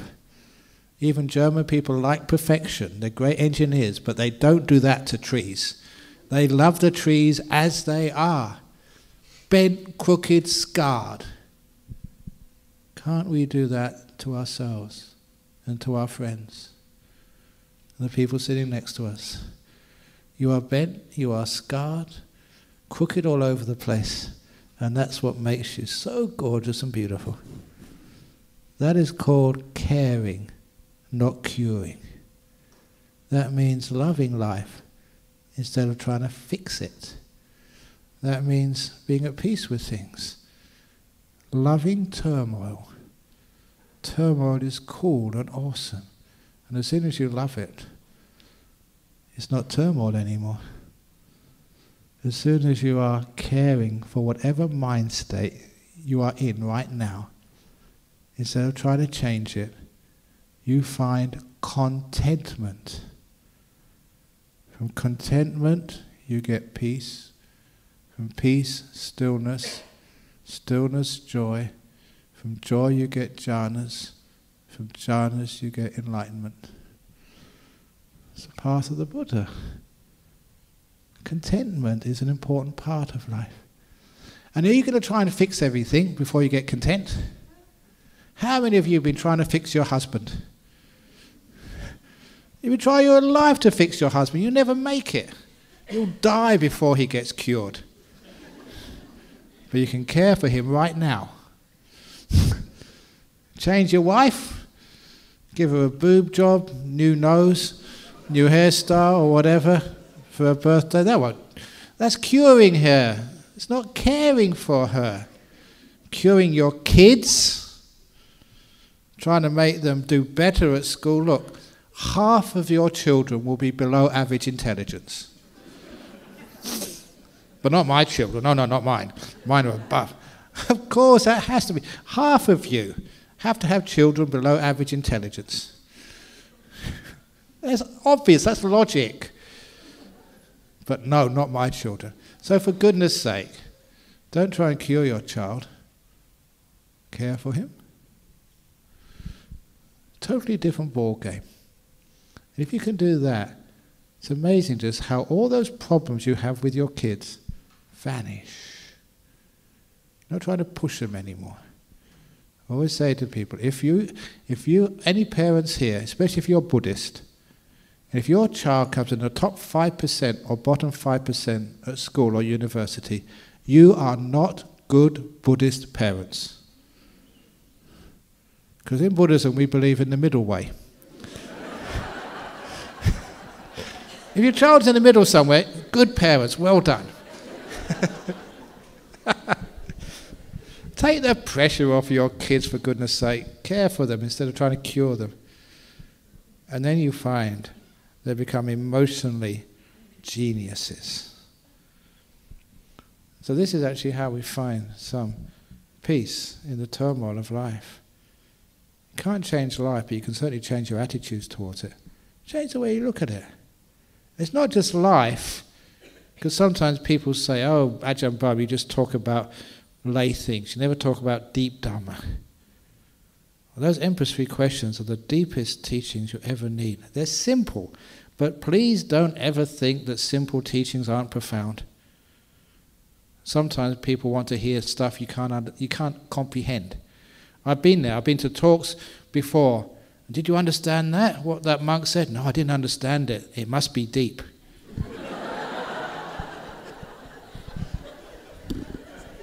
That's crazy. It was gobbledygook. It wasn't deep. So sometimes the simplest teachings can be the deepest. Now the most important time. When you're meditating, you monks and nuns in the front, stop worrying about what's coming next. The thing in front of you, even if it's sloth and torpor, tiredness, restlessness, please don't demean it. It's important. Why? Because it's here. It's going to teach you something. Don't try and get rid of it.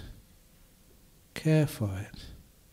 And that means whatever you are experiencing in your meditation, whatever it is, you're developing contentment with it. You're happy to be here, instead of always trying to get somewhere else. When you're happy to be here with contentment, then your meditation gets incredibly deep. And all these things which I talk about, nimittas, these lights in the mind, the jhanas, is bliss better than sex, all that sort of stuff, that just comes to you. It's built up by learning how to care for this moment and giving it importance, not trying to get rid of things.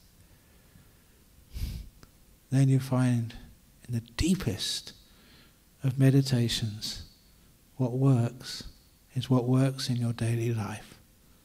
So you can be a Ajahn Brahm flying all over the world, but I don't actually go anywhere. I sit down in the aircraft. The aircraft moves. I don't. You can be still, even when the world is changing around you. Why? Because you don't fight. You care. And then the world changes. That's the way you find peace, even in the turmoil of life. The world around you is turmoil, but you are in the center of stillness. Thank you for listening.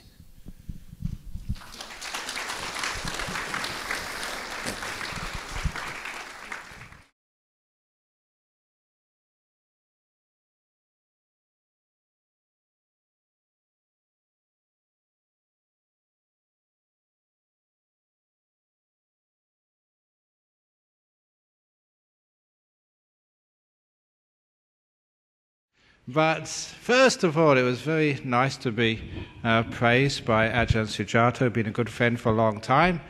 And I was telling somebody today that when they were praising me and thanking me, I told them, yes, thank you so much, I deserve that. Because I remember one time that over in Western Australia, I was given an award, a prize from one of the universities for my community service. And I was really quite honoured by that, the first monk to be given an award by this big university. And when I went there to receive my medal, I had to give a welcoming speech. And I was a Westerner, I was conditioned, so I said, well, this was an award for vision, community service and leadership. That's what it was supposed to be for. And I said it couldn't be for vision because I have to wear glasses. And as for community service, that's what you do when you're released from jail. So it must be for leadership. But then I said, well, without all the people behind me and supporting me, I couldn't do so much in the world. And also that there's other people who do much more than I ever would do. And so I thank you very much, but I don't really deserve this award. Now that's what you're supposed to say when somebody praises you or gives you an award. But then I went to the award ceremony the year afterwards. And I was so inspired to hear what goes on in our local communities. And that next year there was a professor of medicine at our local hospital, Professor Jofi his name was. And he was the head of hematology in the university. And he realized that all the people he was helping treat with their cancers that they were getting first-class medical care, but then after they had the radiation therapy or chemotherapy, they were leaving the hospital with nothing more than the medicine. He realized there was something missing. And so he managed to find room in his hospital, use his influence as a head of a department to find some rooms, find a sponsor, and to make an alternative therapy center within the hospital where the people who had just had chemotherapy or radiation therapy could get the foot massage, Reiki, homeopathy, alternative, anything. As long as it was alternative, it was allowed in that place. And of course, people thought he was going mad and crazy. Thought he was giving up his rational academic training by believing all this stuff which was on the edge. But he told me that he did this because even if it didn't work medically, when someone was giving you a foot massage, they were caring for you. They were spending time with you. And he knew that just a little bit of compassionate being with someone who just had radiation therapy or chemotherapy would have a remarkable effect. And so that's why he put his reputation on the line to start this alternative therapy centre in the middle of a major teaching hospital in Western Australia. And of course it was wildly successful. People who actually went to that alternative therapy centre, the radiation therapy, the chemotherapy was enhanced. You know, the statistics said they got better, so he was going to get this award. And when he told me what he had done, I thought, my goodness, that guy really deserves that. He sacrificed his reputation for this idea, and it was working. He helped so many people. But when he went up to get his award, he said, well, without all the people behind me, I wouldn't get this. And, you know, there's other people in the community who deserve this much more than me. And I said, that was my line last year. And I said, mate, you deserve that. You've done an amazing thing. And it got me thinking that why is it that when people praise us, we just don't accept it? When people actually tell you, you're a wonderful person, thank you so much for helping me, we say, oh, it doesn't matter, just no. Next time someone praises you, say, thank you very much, I deserve that. Because if you say that, no, you know, that's nothing, you're saying to the other person that they're wrong. You know, when they come out and praise you, you say, no, I don't deserve that. You're saying that that other person, you know, doesn't really understand what's really going on. They're wrong, they're mistaken. And it's also when you refuse praise yourself, it means you're losing this wonderful opportunity for encouraging more of the same. Because when people praise me, when it actually happens, I feel good about myself, I get more energy, more motivation, and it means I'll try even harder to repeat sort of those things which cause people happiness in the first place. So, for those of you who want to have a happy, successful, wonderful life, if you're married, if you've got a relationship, if you're just going out with someone, praise them. Say, darling, you're such a wonderful wife. Boyfriend, oh, I'm so lucky to go out with you. You try that. You know it actually works. As I always say, that praise gets you everywhere in life. One of the great things about Buddhism is we learn about psychology. We know about the mind. We spend half our life looking at our own mind. And also we're rebellious enough to challenge things. I always say that all religions should be rebellious. We should be out there not just supporting the status quo, but questioning it. And that's why we're rebellious enough to wear these strange clothes, to shave our hair, and to do things totally different than most of the other people in Australia. And we're doing that, why? Because we're doing that to actually make you question your own life. For example, you know, questioning the idea of like praise and criticism, and why we don't accept praise. And questioning, you know, why we just use so many resources, you know, in our planet. Buddhists have got a huge amount to say about, you know, the environmental crises of today. Look, what is the greatest reason why we're having an environmental crisis? Why is there global warming? It's not just fossil fuels, it's the fact we've got too many people on this planet. All that farting which comes out your backside, all those methane. It's not just the cows, it's you as well. So I say that at least as a monk, I'm doing my bit to lessen the population of this world. And I think if we really want to stop the probability of climate change, I think the government should subsidise more monks and nuns in Australia, because that will lessen our population and make it a more sustainable environment to live in. But anyway, by questioning and by challenging, we're adding to more insight and wisdom and more progress in our society. So that's actually one of the reasons why that as Buddhist monks and as nuns, we can challenge.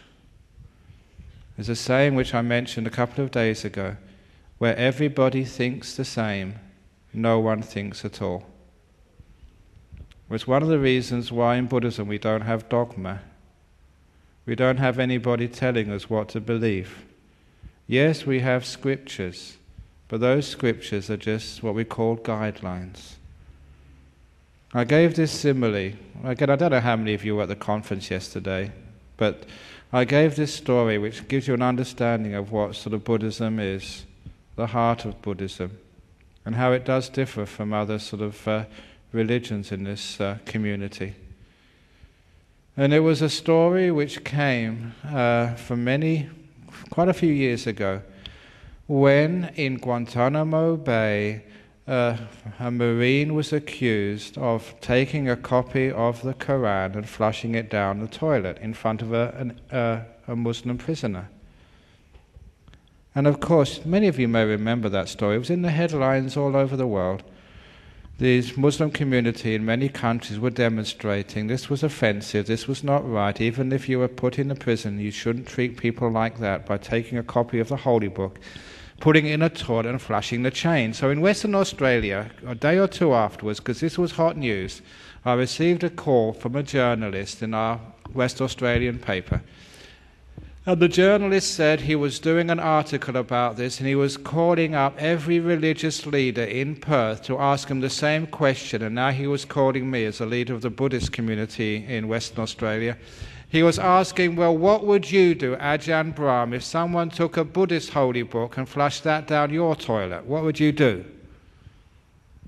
And it's wonderful actually being presented with questions like this on the spot, where you've got no preparation, you've just got to speak from your heart. And so straight away I replied, so if somebody flushed a copy of a Buddhist holy book down my toilet, my first reaction would be to call a plumber.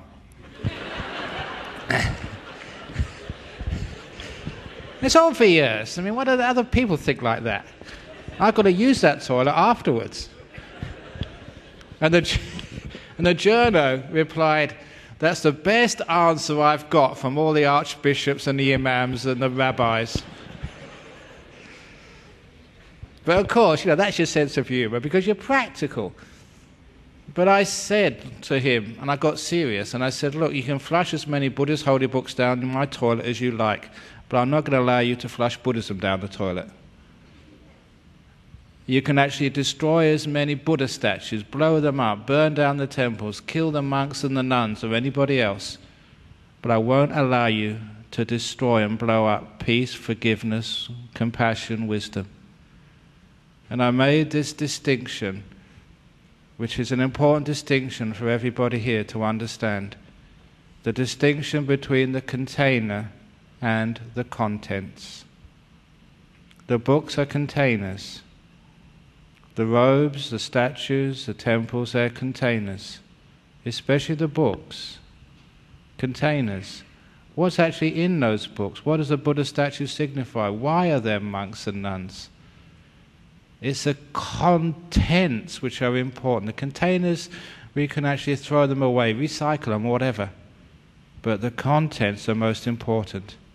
So why destroy the contents like of a Buddhist book, which is peace, forgiveness, compassion? Why destroy that for the sake of a stupid container? And when you understand that, you understand just what I mean by Buddhism not being dogmatic. We can throw away the containers. We will always keep the contents, the reason why, the peace, the kindness, the wisdom.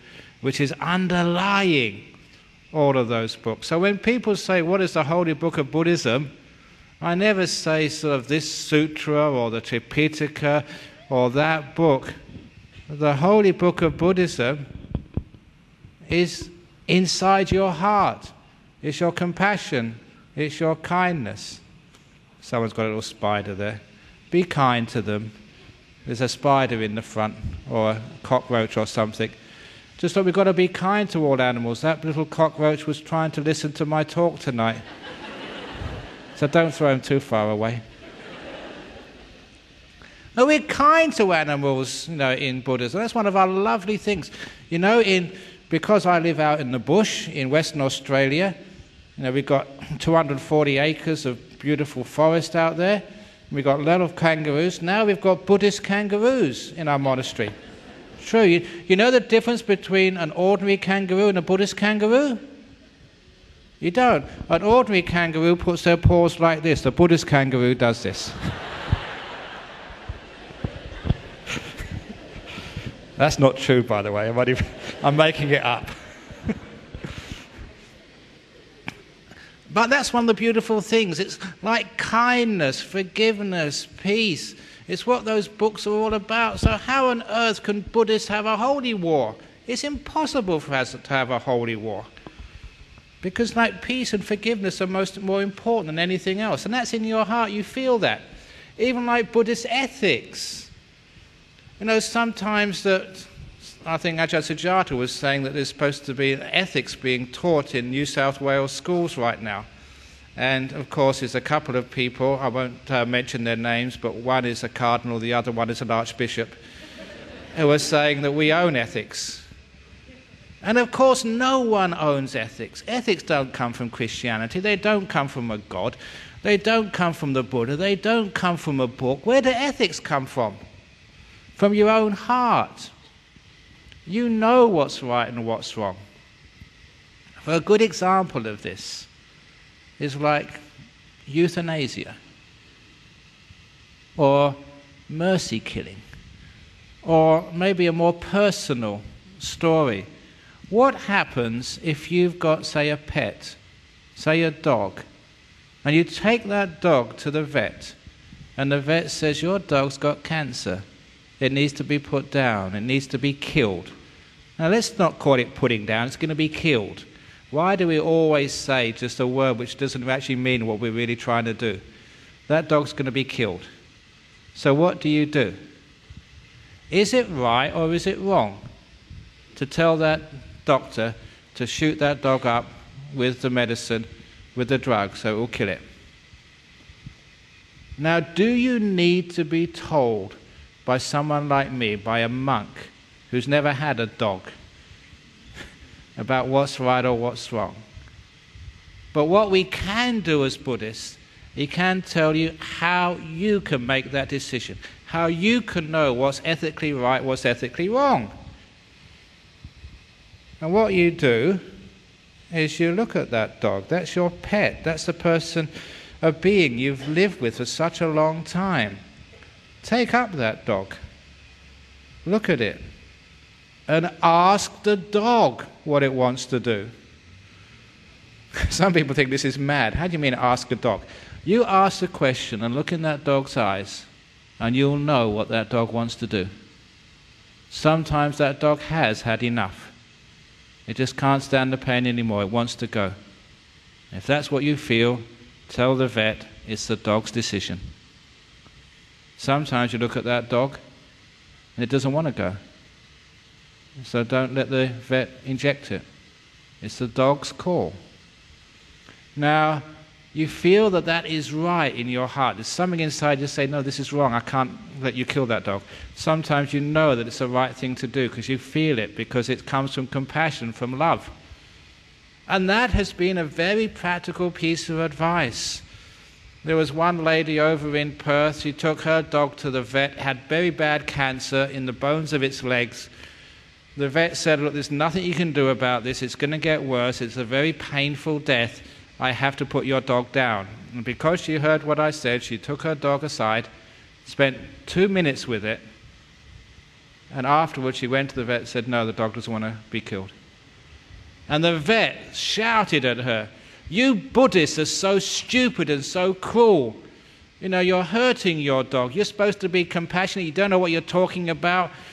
Don't ever come back here again or something. She was very angry and upset, so she took her dog home. 6 months later, she took her dog back there. He'd made a full recovery. You Buddhists are very wise and compassionate, said the vet. You're very smart. Because that's what it was doing. It wasn't actually just believing what you should do, but actually feeling it in your heart. You know, what is the right thing to do?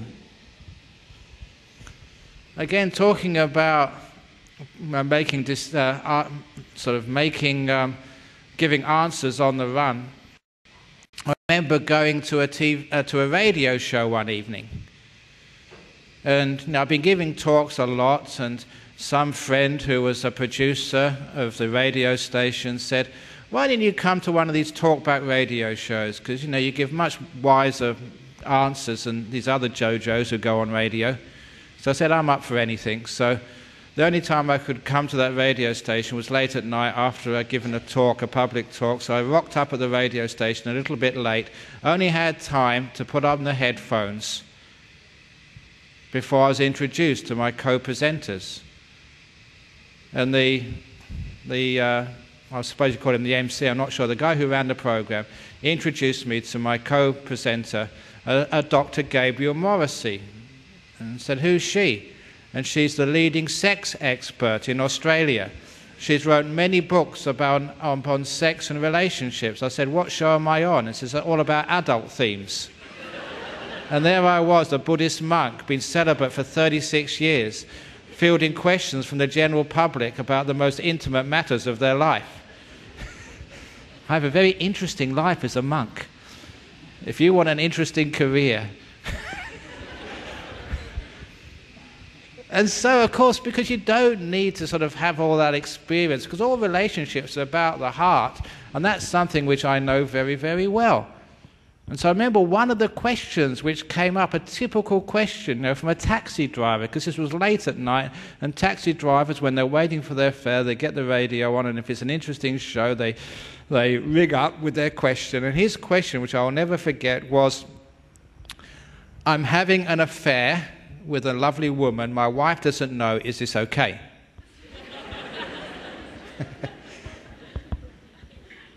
So how would you answer? Are you going to answer from the text and saying that's against the 5 precepts, or, you know, that's evil or that's wrong? No, I mean, as a Buddhist, you know, because you go right into the heart and you understand, you know, exactly what's going on. My answer was, and I was actually spot on, I said, sir, if it was right, you wouldn't be ringing me up to ask. And he slammed down the phone. I'd nailed him in one. Because then that's obvious psychology. People were only ringing you up to ask someone else, is it right, because they wanted me to say, yes, it's right. That's what they want, the answer they wanted, but they knew it was wrong.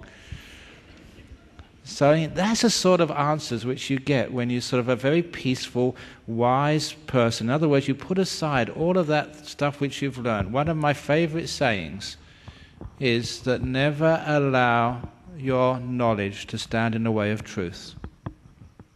And too often people use their knowledge and it stands in the way of truth. The books say one thing, but you know this is wrong. Your experts may say one thing, but you know in your heart that's not the right thing to do. And so one of the great things about Buddhism is, for your ethics, we don't rely on books, we rely on the contents of those books. And again, the greatest book is your own wisdom, is your own heart. And because Buddhists are meditators, because we learn how to enhance, you know, our understanding of ourselves and our contact with that inner world, so we know how it works and we can feel what's happening inside. You know, we find out what's right and what's wrong. One of the other nice things about Buddhism is, if you do make a mistake, there's no such thing as guilt. That was when I first read my books on Buddhism and I started studying, you know, how the Buddha taught.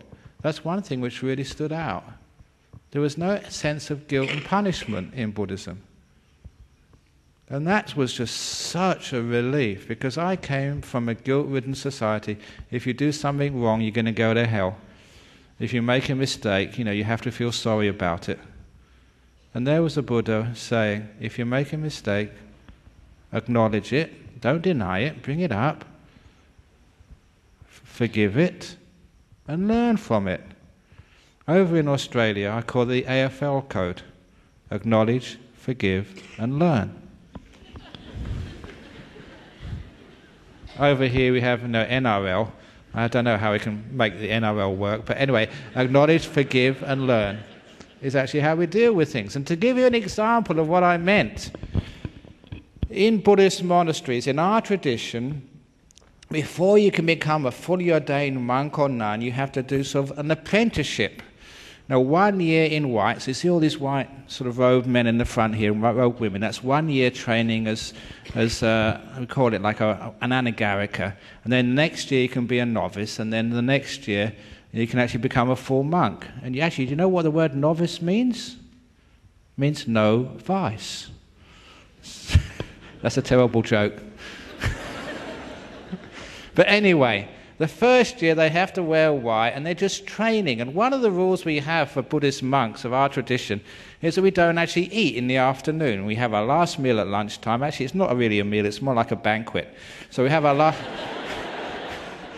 we have one banquet a day, one feast.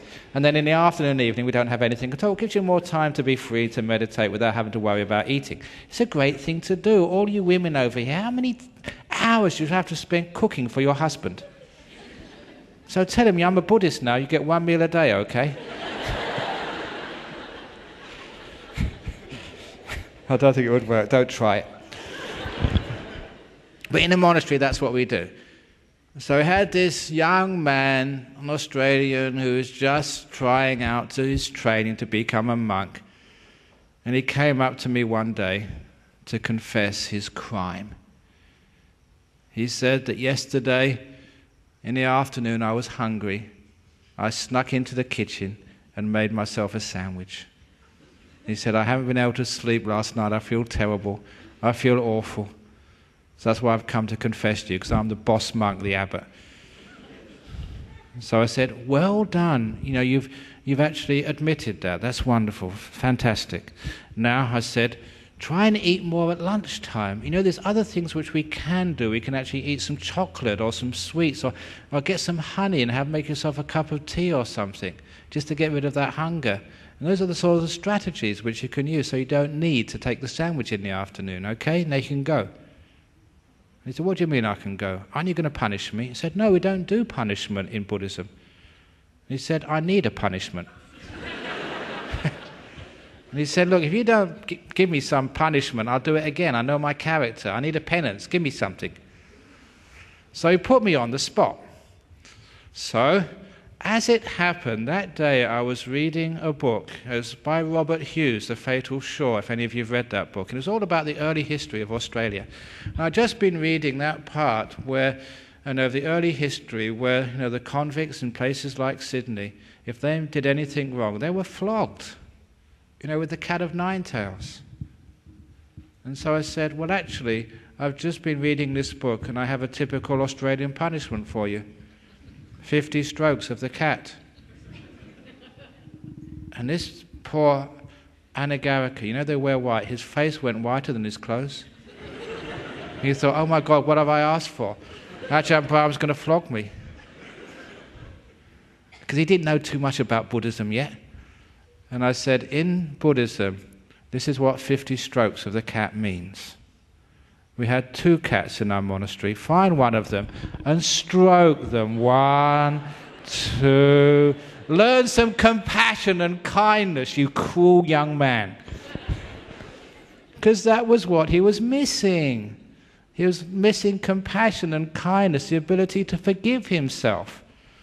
So that's what 50 strokes. If a person really wants a tough penance, we give them 100 strokes of the cat. Find the cat. 1, 2.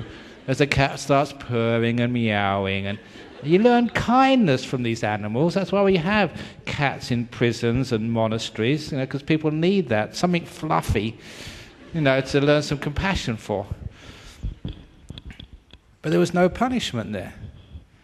And eventually he got it. Why is it in people's lives that we always feel guilty? We want to punish ourselves, or with anger punish other people for what they did to us. And that just hurts us, as it eats us from inside. And Buddhism didn't have that at all. You acknowledge what you've done, and you learn from it, and have strategies so you don't have to make the same mistake again. And that's it. Acknowledge, forgive, and learn. And that's such a relief from our guilt-ridden society, where we make any mistake and we keep thinking about it and feeling guilty about it and punishing ourselves. I don't know how many people can't have a relationship with another person. They can't accept their love because they don't think they deserve it. I don't know how many people even can't be healthy and happy because they think that why should I be happy and healthy? I don't deserve it for what I've done. There's not one person in this room who's been totally perfect. I remember this thing which, it's amazing, just a stupid thing which I did as a young man, which always haunted me. I always felt very bad about this. What happened, I was a poor student, and I got a job. I was going to do anything. And you know the job I got? Selling encyclopedias door to door. I actually did that. And the worst part about that was I actually sold one. It was a children's encyclopedia. And I felt so guilty about that. That night afterwards, I had nightmares about this poor family who were just struggling. And they had this new baby, this kid, and I'd sold them this stupid encyclopedia for too much money. They couldn't afford it. And I had dreams their child was going to go hungry. They wouldn't be able to pay their rent and get kicked out of their house. The exaggerations which the mind gives. And I felt terrible about that for years. I threw in that job the day afterwards. Because I thought that was an unethical thing to do, to sell somebody something they didn't want. And it was for years afterwards when I told a story about, I felt guilty about this, that after giving a talk, this woman came up to me, and she was from England, and said, this is just too much of a coincidence, it can't be true, but it might have been, because when I was a baby, my parents told me this young student came to the door and sold his children's encyclopedia. And I loved that encyclopedia. It was my best book. I took it everywhere with me. It was a wonderful book. And I thought, wow, that's really interesting. And I felt guilty for this thing, and actually people loved it. Another thing, I tell people that one of the reasons why I became a monk was because when I was 21, I fell in love. I was living with a girl for a while, and she dumped me. And I was a really good man. She must feel very guilty about that. But please, if you're out there, don't feel guilty about that. You did me a great favour. It's a wonderful, wonderful thing you do, dumping me for somebody else. So, guilt is something which we hold in our heart, we don't let go, and it stops us being happy, it stops us being free. And we don't have that at all. I was talking with someone in the car coming up here. They were talking about like heaven and hell. Do you have heaven and hell in Buddhism? Yeah, we do. But you send yourself to hell. And you make your own hell. It's called guilt. We punish ourselves because we think we've done something terribly wrong. We won't allow ourselves to be happy, either in this life or any future lives, if you believe in reincarnation. And we also make our own heaven. But I always say the doors of hell are always open. You can walk out any time you like. You can literally let go and forgive. You can do that. Why not? It's the best for you and it's the best for other people. It's called freedom. You don't need to keep carrying around the guilt of the past. Nor do you need to keep carrying the anger from the past. Why do people keep remembering what someone did to you? It may have been 10 years ago, 5 years ago, or yesterday. Why do people keep remembering that terrible pain of the past? You don't have to. You can let it go. If any of you want revenge, which is one of the reasons why people get angry, I can't let this go. Those people need to be taught a lesson. They need punishment. They need to be shown what they did. If they don't get shown what they did, they'll do it again. Buddhism has an answer for that. It's called karma. It's one of my other favorite sayings. You don't need to seek revenge. Karma will get the bastards anyway.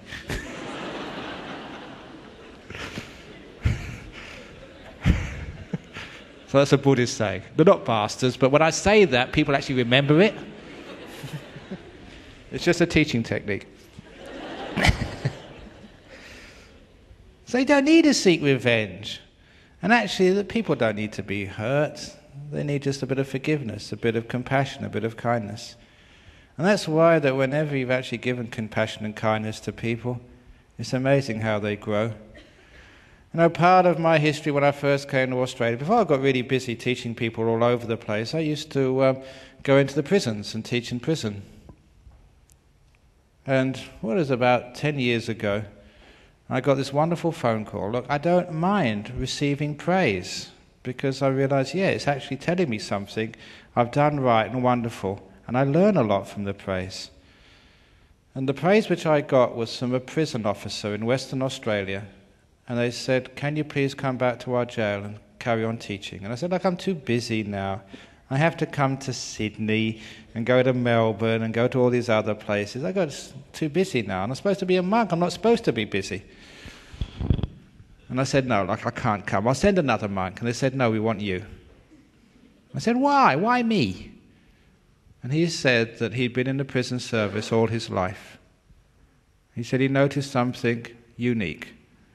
He said, every prisoner who came to your class never came back to prison again. And they said, well, that's why we want you back. And I thought, why was that the case? And this was actually praise from a prison officer. Why was that the case? And I think it was because I taught those prisoners forgiveness. No one else can forgive you. Jesus, God, Allah, Mohammed, or whatever, no one else can forgive you. Only yourself can forgive you. You may tell another person, I seek your forgiveness, but that's only just a stepping stone to forgiving yourself and letting go of your own guilt. And until you can let go of your own guilt, you'll never be able to forgive another being. So you have to let go of your own guilt to be able to forgive yourself. And that's what I taught those prisoners. And how I taught them how to forgive themselves, a very simple technique, was to teaching them, showing them something inside of themselves to respect. The first step of forgiveness is seeing something worthy of forgiveness. Another story which shows you how this works. It was a story I read about this man's funeral in the United States. On the eulogies, these are when people come up and say some words about that person and the most important part of their life. And the wife, the widow, came up to give the eulogy for her husband. And she said her husband carried this piece of paper in his wallet throughout his life. And she got this piece of paper. It was half a page. And she said this piece of paper solved most of his suffering and pain which he experienced in life. Whenever he was down and depressed, he would take out this paper, contemplate it, look at it, and all of his anger, all of his depression and guilt would disappear. And said, this is the story behind that piece of paper, said the woman. When he was in high school, all boys in the class, there was some disagreement, and the class was about to erupt into a fight. And he said the teacher ordered them, shouted at them to sit down before the fight erupted, and said, tear out one sheet from your exercise book, which they all had to do. Draw a vertical line down the middle of that page, and on the top, write down the name of the boy in this class you hate the most. Your enemy, the biggest enemy in this class. And on the left-hand side of that page, write down why you hate them so much. And they did that joyfully. And when they finished filling up that left-hand side of the page, the teacher said, now, on the right-hand side of the page, write down something you respect and admire in that enemy. Can't do it, sir. Do it! And that took them a longer time, but they managed to write down something in that right-hand side of something they admired and respected in the person they hated. Now, said the teacher, fold it carefully along that line, tear it in half. I'm coming around with a wastebasket to collect the left-hand side, all the things you hate about that person. And she did that. The right-hand side, all the things you respect and admire in your enemy. Go and give it to them. And she said, this was the piece of paper my husband received as a teenage boy from one of the people who hated him. All the things which his enemy could see inside of him, which he respected and admired. And from that, every time he was depressed, feeling guilty, he would look at that and think, this is what my enemy saw in myself. Why can't I see this in myself as well? Whenever he got angry at somebody else, when someone was angry at me, they saw this beauty in myself. Why can't I see that in them? And once you manage to see something to admire and respect in yourself or someone else, that's where forgiveness starts. It gives you a reason to forgive. The person does not need to be destroyed. It's something worth saving. And that's what I did in prisons. When I saw somebody, they could be a murderer. Actually, you know, I never saw a murderer or a thief or a rapist in jail. I went to many prisons, many jails, but never once did I see a murderer, never once did I see a thief. I never saw a criminal. To this day, I've never seen a criminal in jail. All I've seen is a person who's done a crime, a person who's murdered, a person who's stolen, a person who's raped, but I've never seen a rapist. Do you get the message? Do you get the difference there? If they're a murderer, is that all they are? If they're a rapist, is that the whole totality of their being? No, they're a person who's raped, they're a person who's murdered, there is a person who's stolen. They're bigger than that. And what I was doing was noticing the other part of them, the part of them which wasn't a criminal. And when I noticed that, and I talked to that, they saw it in themselves.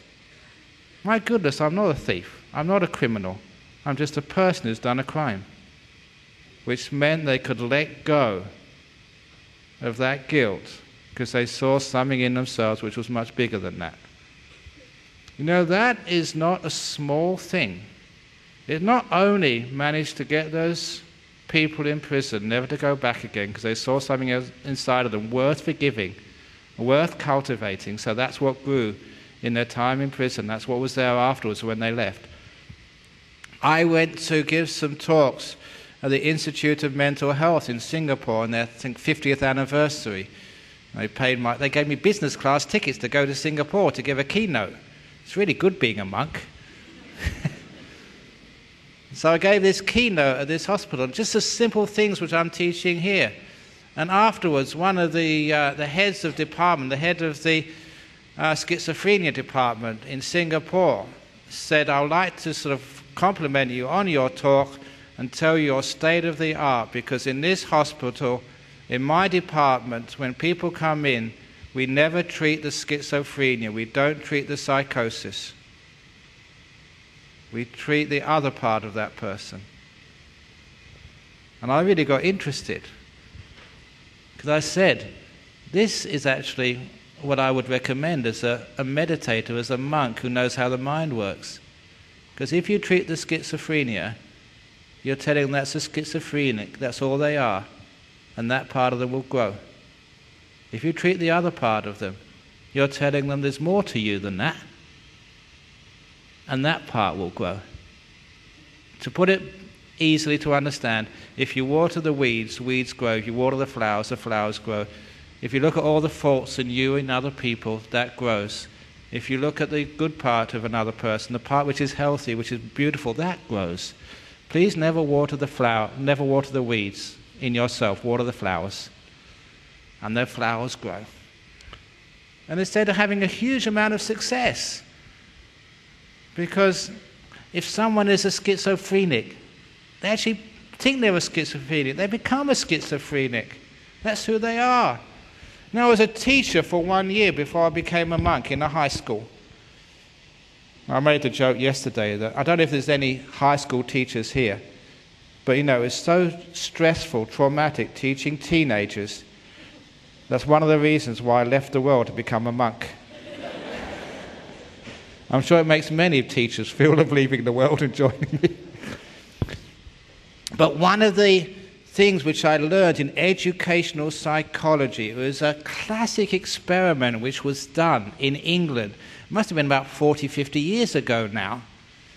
They had 2 classes the same year in a high school. And at the end of the year, they gave end-of-year examination so they could actually stream the children for next year. However, that particular year in that school, they did an experiment, some educational psychologists. There were 2 psychologists and the head mistress there. These were the only people who knew what was happening.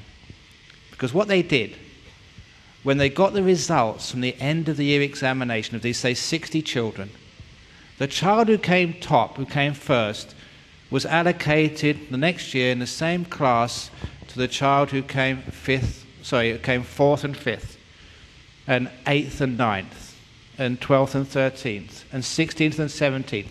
They went in the same class as a child who came top. The children who came 2nd and 3rd, 6th and 7th, 10th and 11th, they were all in the same class. In other words, they split those 2 classes up as evenly as possible for the next year. And the principal tried to choose teachers she thought was equal ability. They allocated classes with equal facilities. They made everything as equal as possible except for one thing. They called one Class A and the other one Class B. But they were actually equal ability. And they waited for 1 year to see what would happen. And of course, I think you can expect to know what happened. The children in Class A, and they were exactly academically equal from the year before, did so much better than the children in Class B. It was actually exactly what you would have expected if Class A was actually chosen as the top half from the previous year's exams. What had happened is all the people in Class A became Class A children. The parents told some of the kids, look, I don't know how you've done this, you haven't done any homework all year, but you got into Class A. Well done, son. Have some extra pocket money. And the kids in Class B, you've got to work harder. But I have been working harder, son. No going out to parties, no pocket money, because they were treated as Class B children. They literally became Class B kids. And that was a classic experiment to show that you're a criminal, you're a thief, you're a murderer. And if you believe that for too long, if you said you're a murderer, you actually become a murderer. You become a criminal. Simply because that's the psychology of the mind. So if you have guilt, you think you're bad, you're terrible, you actually become bad and terrible. If you think, I'm a schizophrenic, I'm psychotic, you actually become that. It increases it. So those psychologists, psychiatrists in Singapore Institute of Mental Health were right on the spot with Buddhist philosophy. Forgiving means putting aside the negative, focusing more on the positive side of yourself and of others. You find that positive side actually grows. You become a happier, healthier human being. Another example, when you go and visit someone in hospital, what's the first thing you say to your darling mother when you go and visit her? How are you feeling today, Mum? That's the most stupid question to ask. They're in bloody hospital. They feel terrible. If they were okay, they wouldn't be in there, would they? There was we got monks from all traditions, nuns from all traditions over here. Look, we don't worry about traditions and gender in Buddhism. Just we're all Buddhists and that's good enough. I don't care what tradition you come from, what race, what gender. But I remember there was one Tibetan nun in Perth many years ago. She started to get sick. She came to stay in my monastery. I don't care if she was Tibetan, I'm Theravada Thai, there's no difference at all. She came to stay, she got sicker and sicker. She had to go into palliative care. She was in the hospice. I would go and visit her regularly, and then one day she gave me a call in my monastery. She said, "Look, I'm dying, I need you straight away." It's amazing just how people know when they're dying. She died the next day, although no one knew exactly when she would die, but she did. So I dropped everything and did a long journey, about an hour and a quarter, and I dropped everything I was doing to go and visit this lady. When I turned up at the hospice, you can't get into just a room when someone is that sick. I had to check in with the duty nurse. And the duty nurse was this Irish Catholic nurse. And when I said, "Look, I've come to see this person," he said, "I'm sorry, but she's given strict instructions for no visitors." And I said, "Look, I've come an hour and a quarter away." He said, "I don't care where you've come from. The patient's wishes have to prevail. Sorry, you can't go in." But she just called me an hour and a quarter ago. And she said, "Listen, come here." She was really angry at me. And she dragged me to the door of this patient's room. And there was a big sign, "Absolutely no visitors." And the Irish nurse said, "See?" And I looked at it, and actually it was in small letters underneath, except for Ajahn Brahm. And I know it was a cruel thing to do, but I couldn't resist. I said to that nurse, "See?"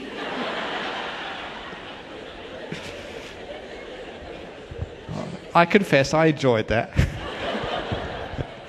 So she went away in a huff. And I went in the door. But then I asked that Tibetan nun, I said, why did you write that on the door? No, absolutely no visitors except for me.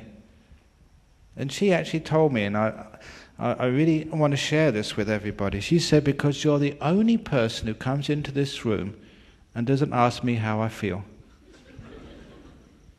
Instead, you come here and tell me jokes.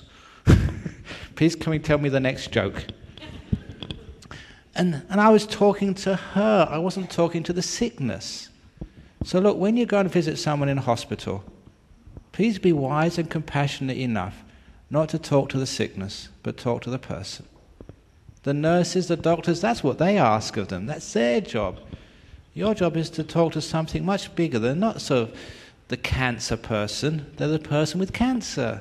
So talk to the other part of them. They want to know about anything, any joke. I told actually the latest Buddhist joke this afternoon. Do you want to hear a Buddhist joke?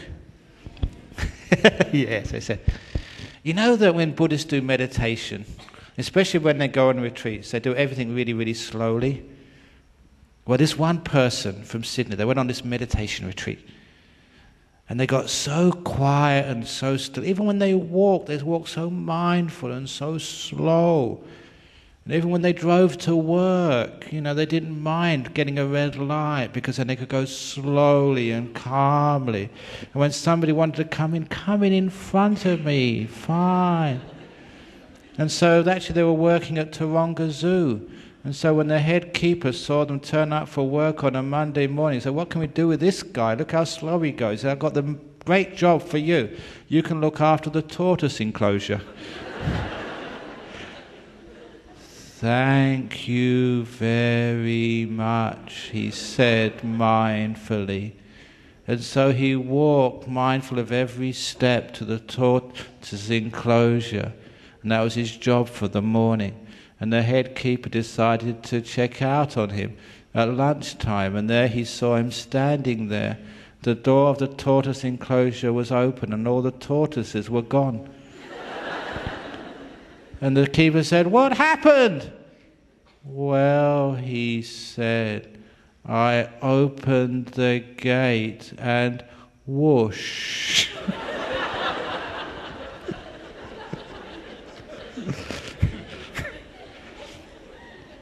That's a Buddhist joke. So, of course, when you make people laugh in hospital, just the endomorphines, the nature's immune system enhancers, they get released into the bloodstream. That increases their energies, it fights the diseases. So it's great to make people laugh in hospital, except for once I went to visit this one lady in hospital, and she had a hysterectomy. And that's the first thing she told me when I walked into the room. Ajahn Brahm, no jokes, it hurts. So that's the only person you should never tell jokes to. Someone's had a hysterectomy because you've got this terrible scar and it really hurts. But it didn't stop me anyway. It's in my nature, I can't stop it. But anyway, when you go in hospital, if you go in hospital, look, this is another sort of piece of Buddhist wisdom. Is there anybody in this room who's never been sick in their life? If you are, put your hand up, please. Be honest. Anyone who's never been sick? Okay, so I could assume that everyone in this room has been sick from time to time. Doesn't that prove that it's normal to be sick? In fact, if there was someone here who'd never been sick, you'd be so weird. People want to do experiments on you. It's really unusual. If you live for 30, 40, 50 years, you've never been sick. So why is it when you're sick and you go and see the doctor, the first thing you say, there's something wrong with me, I'm sick? And that just adds a layer of guilt onto your sickness. So look, next time you go and see a doctor, you should say, Doctor, there's something right with me, I'm sick again. There's nothing wrong with being sick. But this is not a small thing. Because we think it's wrong to be sick, that means that sometimes we're in denial of the sickness, we don't see the doctor in time, and by the time we go and see them, it's a bit too late. Why? It's because we add a sense of guilt and failure if we get sick. So look, each person here, the next time you actually do get sick and you go and see the doctor, go into the surgery and say, there's something right with me, I'm sick again. See what the doctor says. And so you go to see that stupid monk Ajahn Brahm, don't you? Because that's what happens in Perth. I told so many people there that doctors know now where they come from if they say, there's something right with me, I'm sick again. But what it actually does, it takes away the guilt and negativity towards sickness. Because sometimes you think, if you get sick, why do you get sick? You haven't been exercising enough, have you? Too much stress, not eating the right food. The secret of long life, the oldest person in the world right now in Guinness Book of Records is a Thai Buddhist monk who lives in Phuket, 115 years of age. The oldest man in the world right now, a Buddhist monk. So we know the secret of long life. Buddhist, you know what the secret of long life is? Drink lots of long life milk. Of course, it's long life milk. But it doesn't matter what you do.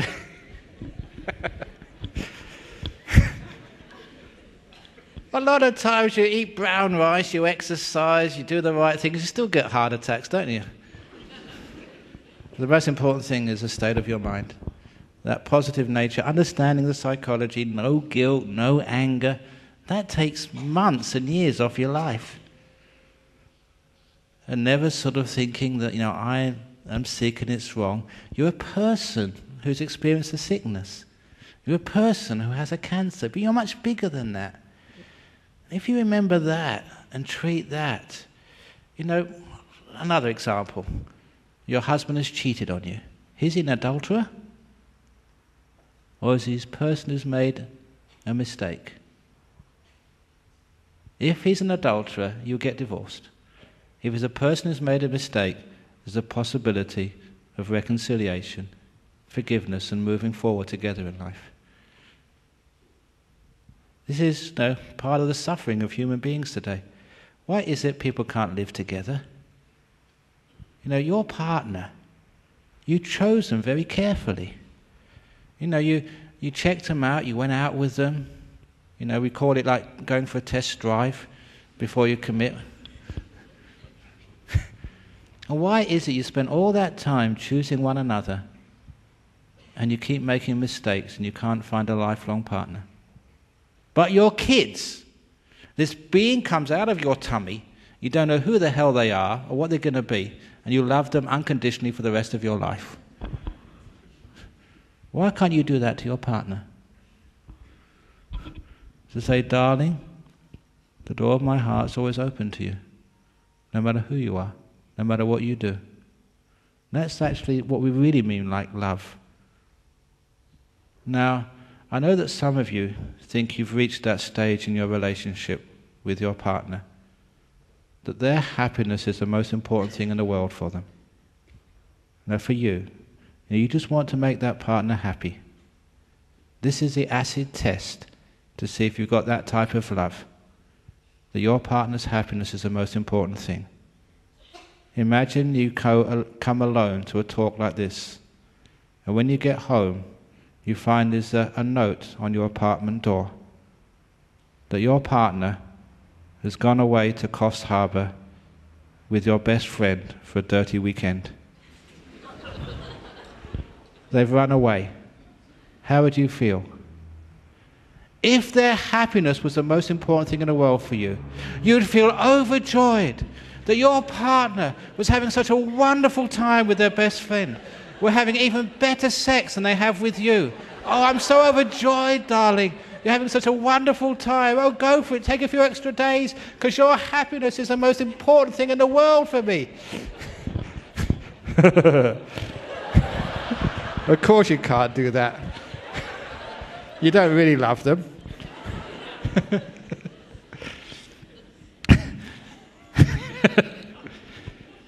So your love hasn't got to that state yet. But it's a wonderful thing when it can get to a state like that, because then your partner will never do that. You know, one of the problems with the relationship is there's not enough trust. There's not enough honesty in your relationship. Because sometimes your partner, if they are sort of about to have a relationship with someone else, they feel afraid to tell you. They feel afraid of what your reaction might be.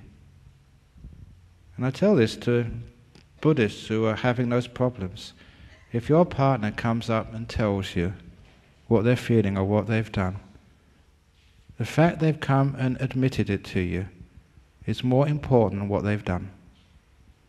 The fact they've come and told you should be respected so much. They've been honest with you. Because if they've been honest with you, they're saying, I have made a mistake.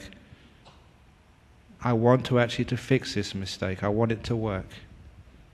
It's when they hide it, and you eventually find out, that's when the relationship has gone, because trust and honesty and openness has been broken. And I've done this many times with couples. It's part of my job. I tell them, look, if your partner has actually been honest with you and told you exactly what's happened, there's a huge opportunity for reconciliation and moving forward together. You don't have to break up that relationship. Honesty has been there. They've made a mistake, but they're much more than that mistake. The very fact they've been open and honest with you shows there's a great relationship still there. It can grow. And many times I've seen that. Got people to forgive, and they've had this wonderful time together. And that honesty and that mistake has actually made their relationship, and they have a wonderful life together. Sometimes people ask me, how many times should you forgive? And the answer is always one more time. Always one more time. Always one more time. Because forgiveness is spiritual, it's holy, it's way up there. You know that sometimes our children, we want to make them honest in life. But why is it they're afraid to tell you what they've done and their mistakes? Because they feel they're going to be punished. It's because we don't value honesty and truth enough that people learn how to lie.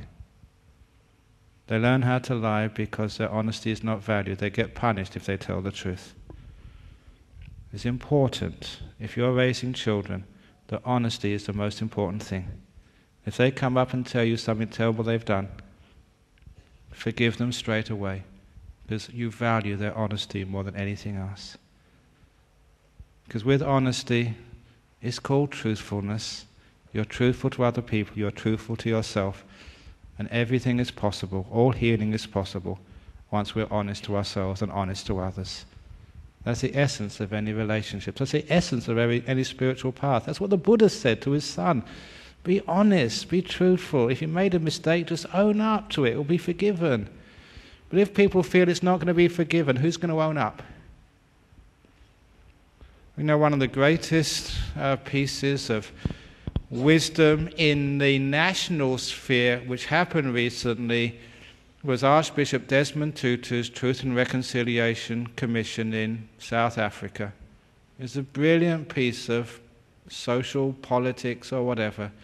After apartheid was dismantled in South Africa, after all these terrible, terrible crimes were committed, this great Archbishop, he did get the Nobel Peace Prize, I think, didn't he? I think he did, yeah, he's a Nobel Peace Prize winner. He decided the only way forward was to have this Truth and Reconciliation Commission where any person from any side, either South African white police or the ANC black activist, as long as they came up to this commission and they confessed, admitted what they had done, there would be amnesty. They would not be punished. Because truth was, honesty was valued so much more than anything else. And you saw just how far that forgiveness could go, and it was beautiful, it was moving. I remember reading some of the stories from that Truth and Reconciliation Commission, and one of the most moving stories was a white South African police officer was confessing how he had tortured and killed a black African activist in front of the man's widow. Imagine that. That was the man you'd loved and committed to, the father of your children who just disappeared one day, and now you are hearing what happened to him, being tortured and killed by the man who did it. And the fellow was shaking and crying. Because imagine what it's like to admit that in public, in front of his lover. And when he finished his testimony, this big black woman, the wife, the widow, went for him. The court officers were supposed to stop this, but they froze. And she put her big black arms around this white murderer of her husband and said, "I forgive you." And everyone burst into tears. It was one of those iconic moments of how these terrible things which happened in the past could be resolved and people could go back on together. A black widow putting her big arms around a white murderer. It's beautiful. And they both cried. Everybody cried. That was something spiritual and holy. That was forgiveness. That's the only way forward. So if your husband, your wife comes up and said, "Look, I've committed adultery, I've made a mistake," truth and reconciliation. Put your arms around them and see if you can get that in your heart. "I forgive you. Thank you for letting me know." What a wonderful relationship that would be. If that happens to your kid, honesty is so important. And that was the only way we could go forward. All this revenge business, all this having to get an eye for an eye, a tooth for a tooth, where's that going to lead our world? If I was President of the United States after 9/11, I'd have gone on TV and said, "Osama bin Laden, whoever killed all these thousands of people, there's enough deaths already, I forgive you all." And I can imagine what would happen in the Islamic capitals of the world. There'd be people going around with these pictures of George W. Bush instead of Osama bin Laden. Because that forgiveness is beautiful, it's wonderful. And that's what I found in Buddhism. You can forgive anything. You can let go of the past. You can let go of the pain. You can let go of the anger. You can become free. And in that freedom, we cannot be defined by the past. A lot of times our past can be painful, have a lot of revenge, a lot of ill will, a lot of pain. Why do we keep carrying that around? Why are there so many people in the hospitals of Sydney and other countries in the world with cancer? That pain in your heart is coming out as sickness in your body. Any psychologist will know that. So if you can forgive and let go, not only have emotional health, but huge amounts of physical health as well. Why not? So that was one of the most beautiful parts of Buddhism. No guilt, no punishment. And this is not just being irresponsible, but it's understanding how the human mind and body work, and how we can have peace, how we can have health and happiness for ourselves and for others and for the future of our world. Thank you for listening. Sadhu, sadhu, sadhu. Or clap. Go on, you can clap.